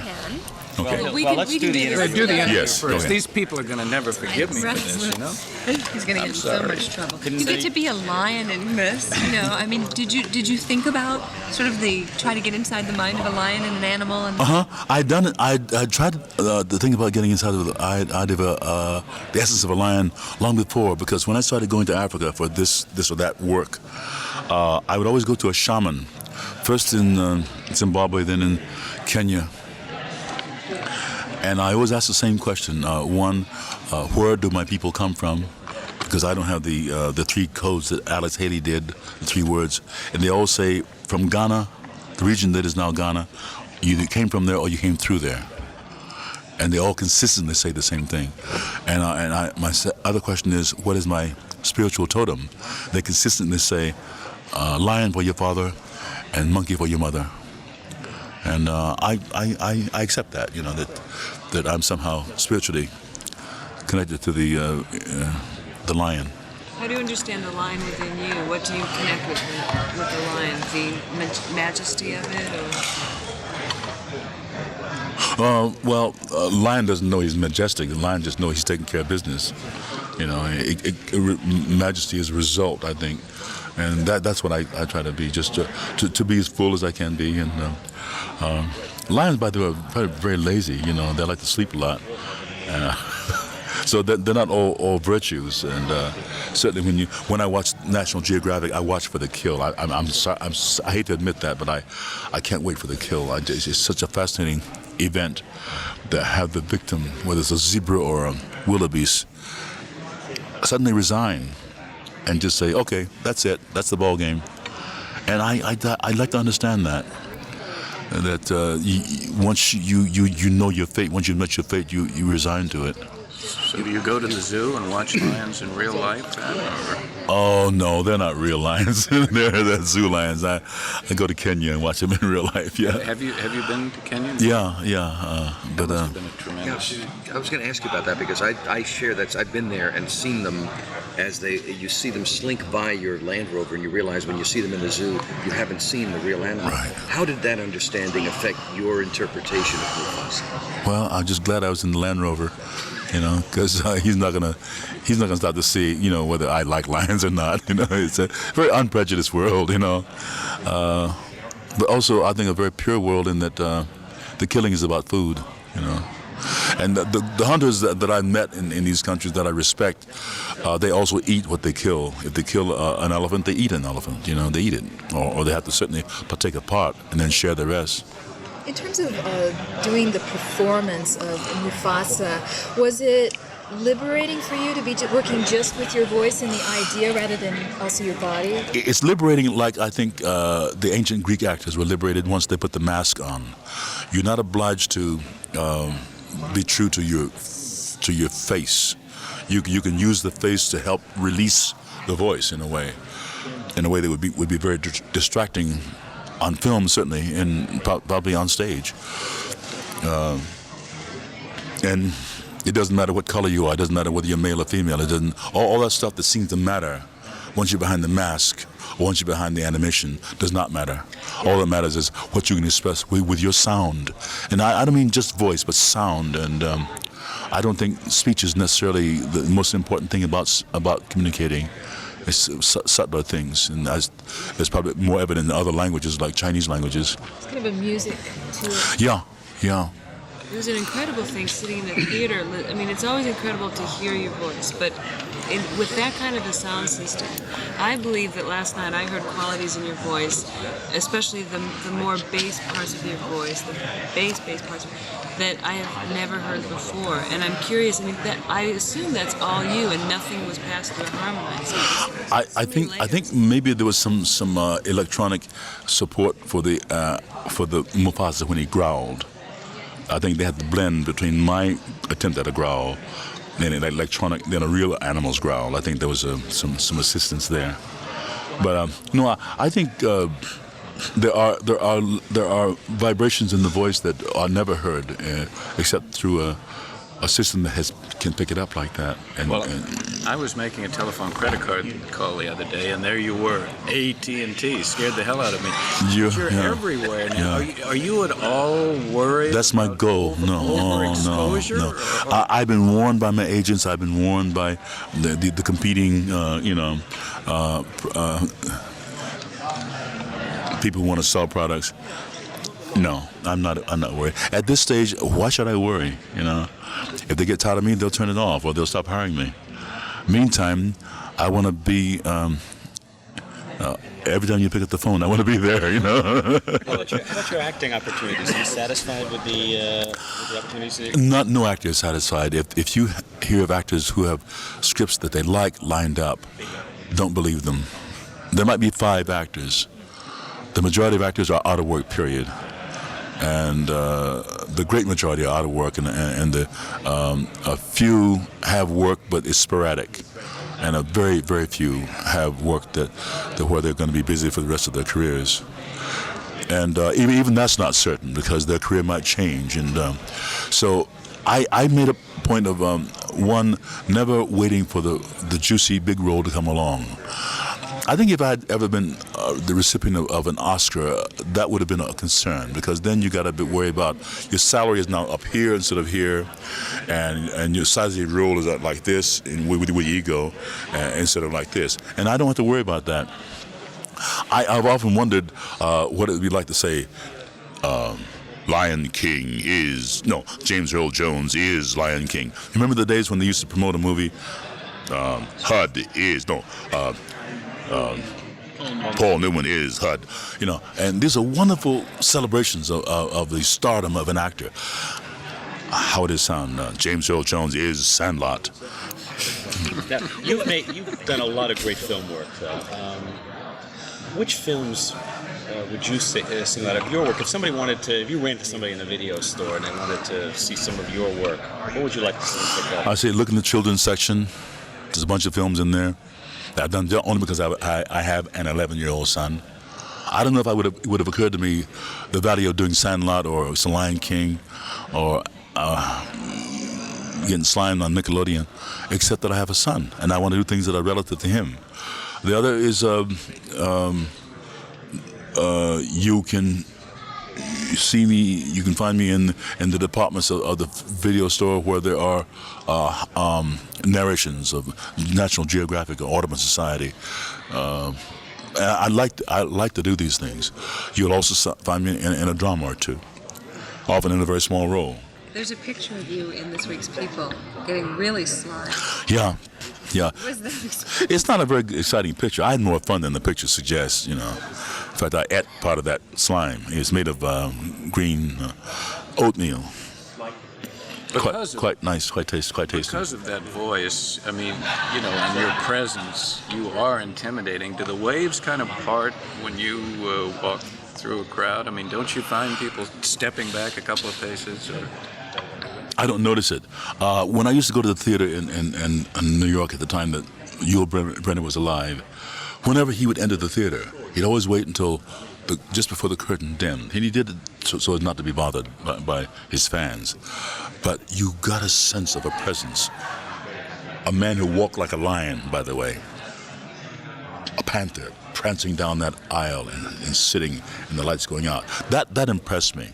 I think you have to work at that mystique, though. I don't think it happens automatically. When I met Paul Robeson, there was a sense of that. The man had such magnetism that was not worked at.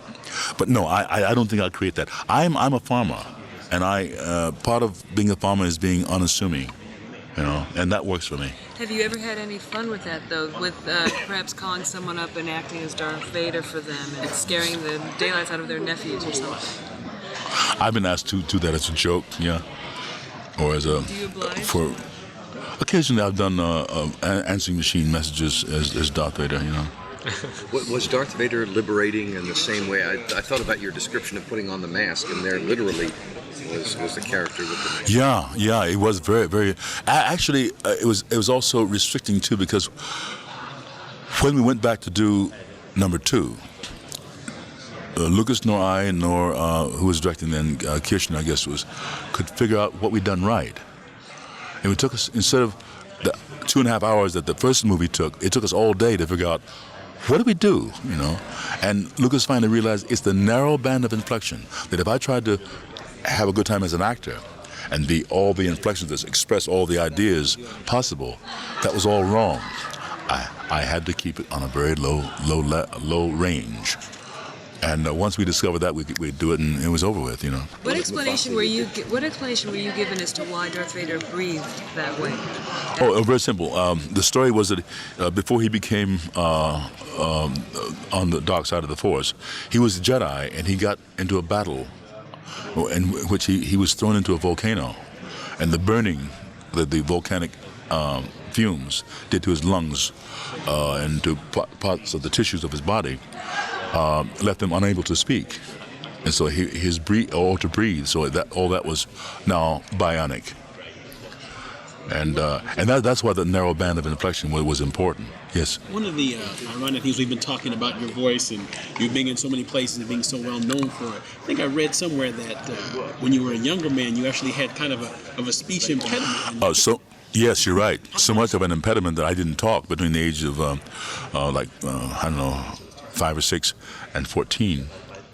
I regained the power of speech only when I had an English teacher in high school who understood the problem to some extent and understood poetry. But before that, it was very painful, not just embarrassing to talk because I stuttered. And often it is funny. I think stutterers are funny, although it's not politically correct to say that. You see, I'm still a stutterer, but at least I learned enough about the problem to still go back to using my voice. And once I regained the power of speech, they couldn't stop me. That's why I'm an actor. They can't now stop me talking. Yeah. I was going to say many people, women especially, who are very well known for a husky or sexy voice, smoke a lot of cigarettes or drink a lot of scotch. Do you do anything to... I used to smoke a lot of cigarettes and drink a lot of scotch, yeah, but it didn't affect my voice. Can you tell us about your role in Clear and Present Danger and what's it like working with Harrison Ford over the years, and is your role bigger in this film? Harrison is one of the, talk about unassuming. Harrison is one of the actors, he's maybe the biggest star I know. But he doesn't lay it on you. What he lays on you is that we're all here to work, you know. It's a hard question for me to ask like that off the top of my head. A hard question for me to answer. Do you enjoy doing these? Yeah. I think a lot of Harrison, and I'm not getting it. I'm not nailing it right now. He is the wonderful Jack Ryan. I think the Clear and Present Danger is probably a better movie than Patriot Games. Even though I die, Greer dies in that one. Yeah. Somehow, in a way, that's key. When I die, then the fun really starts. When King Mufasa dies, that's when the fun really starts. That's when the movie takes off because now you have a kid who's on his own. Simba. Darth Vader died, the fun ended, right? No, kind of. Yeah, right. Thank you. I'm being tapped here. Thanks very much. Thank you. Now, this is for a mailing? Yes. All right. I'd give you this one, but if I take it off, No. into a frog. So I know, that's very dangerous. That's very dangerous. Yeah, really. Really quick. We actually wanted to watch him turn into a frog. So. This is probably important.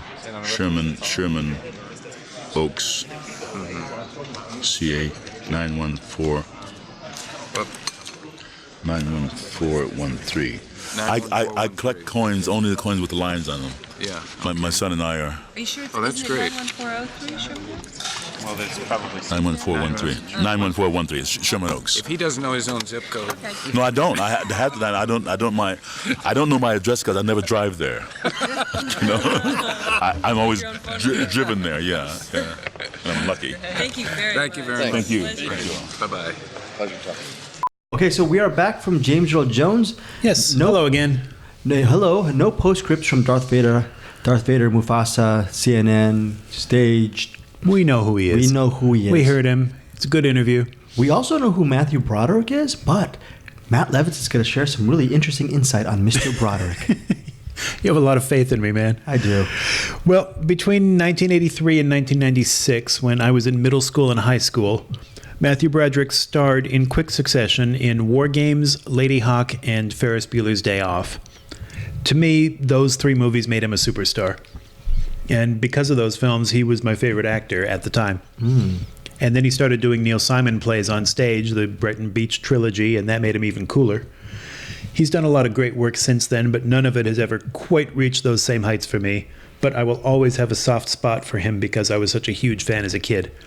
So, Greg, why don't you tell us about some of that, and then I'll fill in with the stage stuff. Well, you mentioned all his iconic work as a kid. You know, he was also in Max Dugan Returns. I believe it starred Jason Robards. Which was also Neil Simon. Neil Simon. You know, he was in Project X, which co-starred Helen Hunt. And a Monkey. Yes, and a Monkey. Torch Song Trilogy, you meant in 1988. Neil Simon, which you mentioned. For me, I love those films as well, but back in the day, I was a huge Marlon Brando fan. So him starring, him starring opposite Marlon Brando in 1990 was a big deal for me. I thought that movie worked. Did it work for you too, Matt? It was okay. Okay, so that, and then also I really love director Sidney Lumet. He actually worked with Sidney Lumet in a 1989 film called Family Business, which starred Dustin Hoffman, Sean Connery, and you'd think that with Lumet it would be a hit. That movie bombed, and I remember watching that movie and actually being really disappointed. So I'd like to see that movie again and see if it holds up, or maybe it's actually a better film than I thought. My favorite film from him from that time, from the 80s, was actually not Ferris Bueller's Day Off, which is, like Matt said, a great film, or even War Games or Lady Hawk. My favorite film, and a very important film for me, was the 1989 film Glory. I was a freshman at UCLA. Oh, yeah. I saw it at the UCLA theater. I was absolutely riveted. And that just, for me, 1989 congealed my love for Broderick. Not just because... Glory is great. It really holds up. Yeah. Denzel Washington. Yeah. And even after his success as far as The Lion King goes, I mean, he still continued to do great work as far as cinema goes. I think probably his most critically acclaimed work post The Lion King was the 1999 film Election. He was also in... with Reese Witherspoon. Right. He was also in the 2000 film You Can Count on Me, directed by Kenneth Lonergan. Kenneth Lonergan, as you guys know, is the director of Manchester by the Sea. Broderick and Lonergan are longtime friends. They're actually childhood friends, so that's why there's that little connection there. Interesting. In Elastics, Matt was mentioning the producers. In 2005, I had not yet mentioned that was me being actually predicting the future. In 2005, he started with Nathan Lane in a film version of the producers. Matt's going to get into the stage stuff, more stage stuff with Matthew Broderick in the future. And also recently, I mean, within the last 10 years, he starred in Tower Heist with Eddie Murphy. To be honest, last 5 or 6 years, you know, he was in Trainwreck playing himself in that.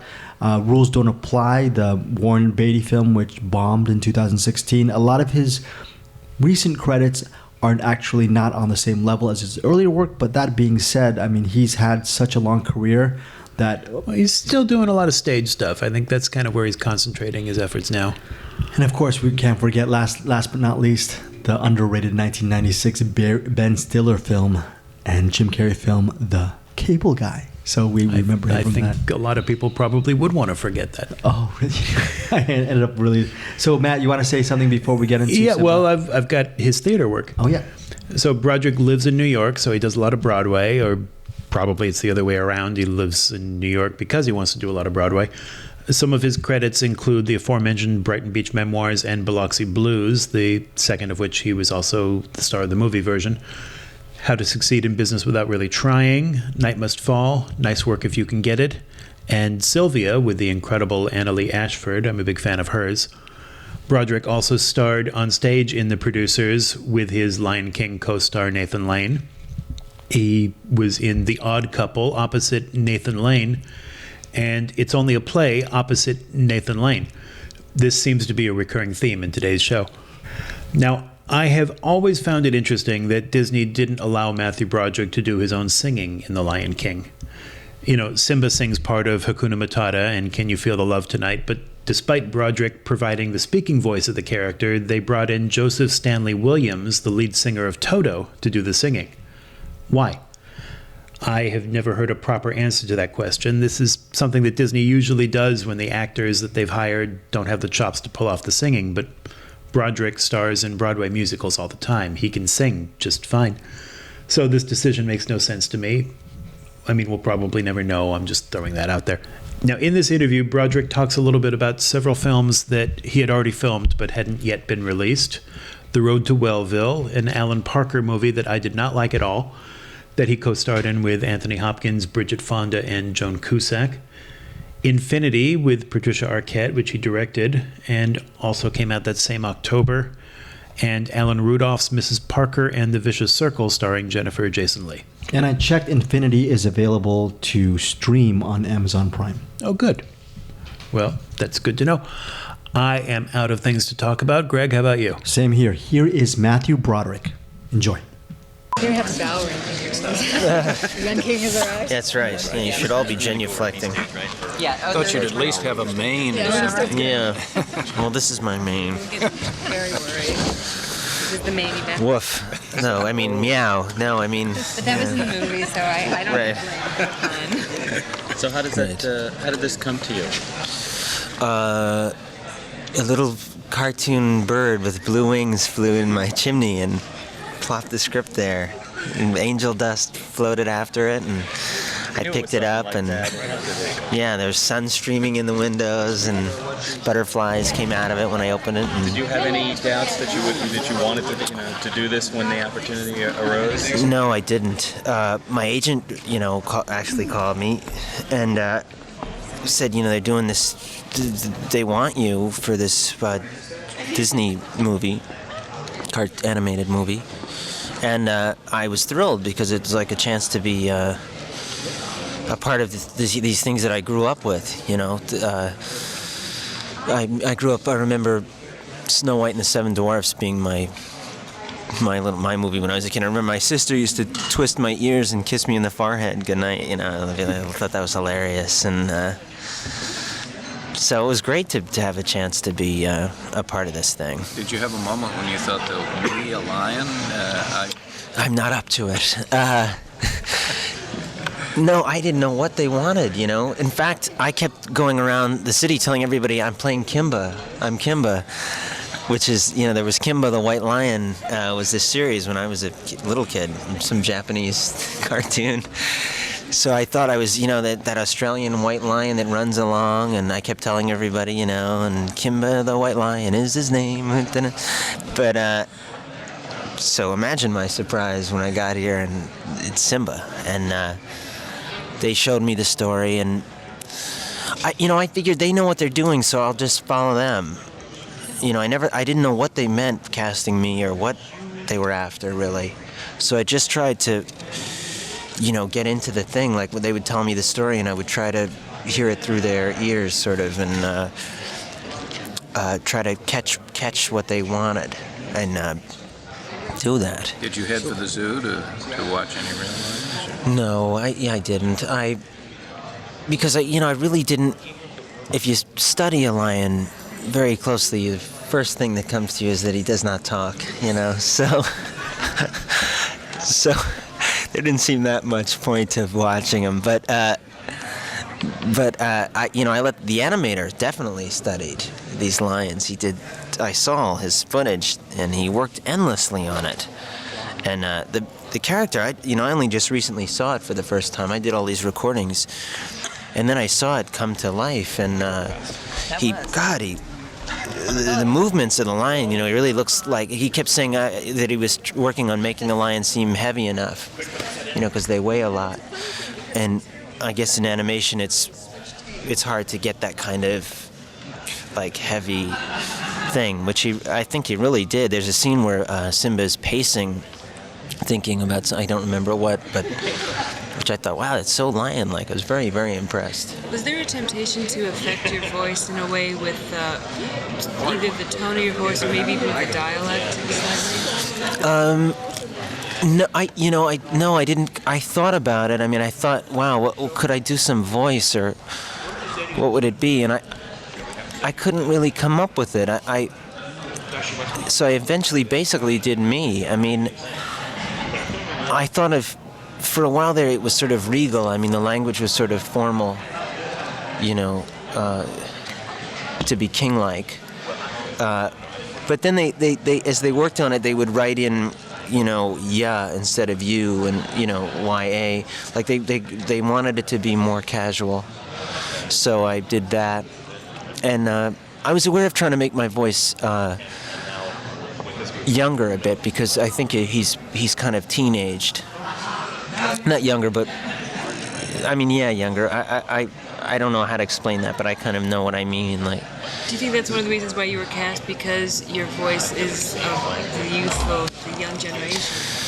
Yeah, I think it was. I think it's interesting. I was having lunch today with a couple of the directors, and we were trying to find out, some of us, like, why were we cast?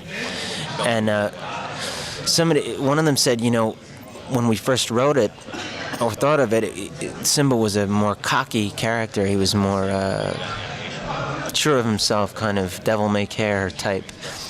And they had thought of Ferris Bueller. And then as they kept working on it and rewriting it, it became more pensive and, a little broodier. Do you find that Ferris Bueller has kind of come out of your filmography and been one of the films that you've been more closely associated with? Yeah, certainly it has. But it doesn't feel any more prominent to me than a lot of the other roles I've played, but it certainly does to a lot of people. Disproportionately to the film's success compared to other... No, I think it is proportionate to the film's success. I think it's by far the most successful film I've ever been in, so that's directly why it's the one everybody saw, But to me, whether somebody saw something or not, I can remember doing The Night We Never Met more clearly than, because it was recent.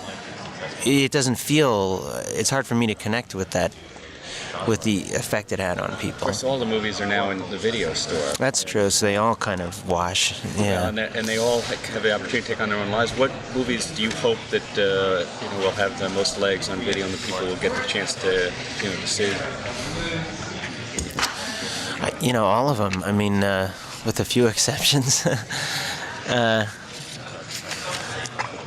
I like Ferris Bueller. I'm a little tired of it in a way. I mean, I'm not tired of it, but it's very nice to have somebody in the street say, I loved you in Ferris Bueller. It really is great.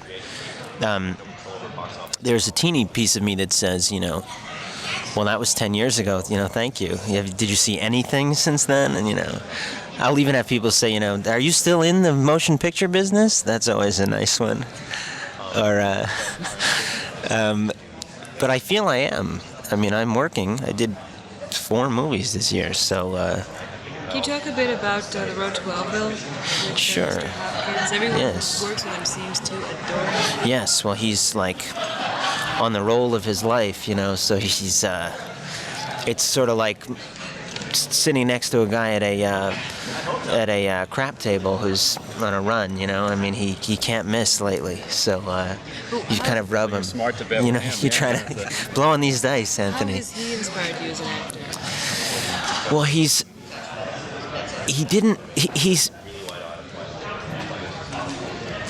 so interested in so many different styles of acting, and he's so unique. But he kept asking me about Brando. How did Brando work? And he'd look at me and think, how am I doing? What are you doing? He's so curious about everything and other actors, and very, very friendly. And so it's nice to be with him because he's of an older generation and still so, or again maybe so interested, that it's nice to see that you could have a career go on and later on still find it so interesting and have a rebirth. Can you describe your part in that picture? Yeah, I play. He plays Dr. Kellogg, who invented the cornflake, and it's in Battle Creek, Michigan. He had this sanitarium, kind of a health farm. The actor is being pinned. Okay. For Radioland. I don't know what I'm saying. He's playing Dr. Kellogg. Oh yeah, from Battle Creek, and so I'm a patient, and I'm very. I have stomach trouble, and I can't sleep, and I'm having bad trouble in my marriage. I'm married to Bridget Fonda, and she sort of forces me there, and she's been there before, and she thinks it's like it's like going to church. I mean, they'll fix everything, and I'm skeptical, and I don't like it there. I don't like what they make me eat. I don't like any of it. And he is a real zealot, and so I kind of clash with Sir Anthony, and we don't get along so well, and that's a lot of where the comedy is. And there's all other characters too. John Cusack's in it, and Dana Carvey, and so there are a lot of different storylines. You said you've done 4 films this year. What are they? Well, I may have exaggerated. I did Infinity I'm working on now. I did Dorothy Parker, I think it's called The Vicious Circle now. The Algonquin, yeah. Right. And before that I did A Life in the Theater, which already came out. It was a television thing. I did The Road to Wellville, and I'm now working on Infinity. So that's 4. She is so amazing, Patricia Arquette. Yeah, I'm very, very happy that she wanted to do this. I sent her the script, and she wanted to do it. Brando anymore? I mean, does he... No, I haven't heard from him. No, I lost touch with him. I spoke to him a couple of times right after the film. He's so kind of sought after that he is very guarded. So it would take some effort even to know how to, I could practically put a note in a bottle, throw it and hope it goes to his island. I wouldn't know how to get him. Well, can you tell us a little about him, Kennedy? Sure. It's based on 2 books by Richard Feynman, who was a physicist, and he wrote these stories, and it's based on one short story about his first wife who had TB, and it's in the 40s, and he was working on the atom bomb, and his wife was sick. So it's a romance, true story, and the bomb is kind of the backdrop to this romance between the 2 of them. This is also something you're directing. Right. When you were in New York, we discussed the theater that you were directing, the piece you did with Nancy Travis. Oh, right. But this is film, and This this is your film. big debut. Yes, yes. Do you have jitters, or how do you think you're proceeding so far? How am I proceeding so far? Well, we've had 2 weeks of pre-production, and we've not been shut down yet. I'm still trying to find a DP. So far, it's going well because of getting her. I think is a great thing, and I'm sure that we'll get a good DP. And I feel that once I have that,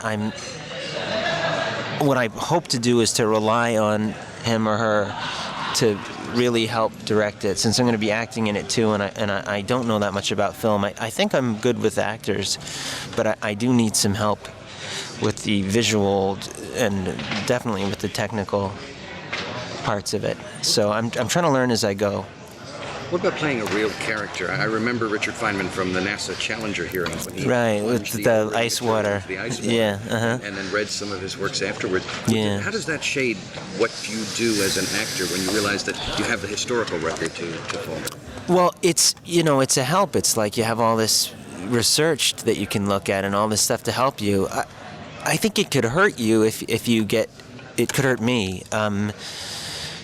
I don't ever want it to be an impression. I see a few photographs of somebody and decide he was like this, and try to do a kind of intellectual painting of this guy. It has to be me. It has to be my version, sort of. I mean, I want it to be like him, but I don't want it to be like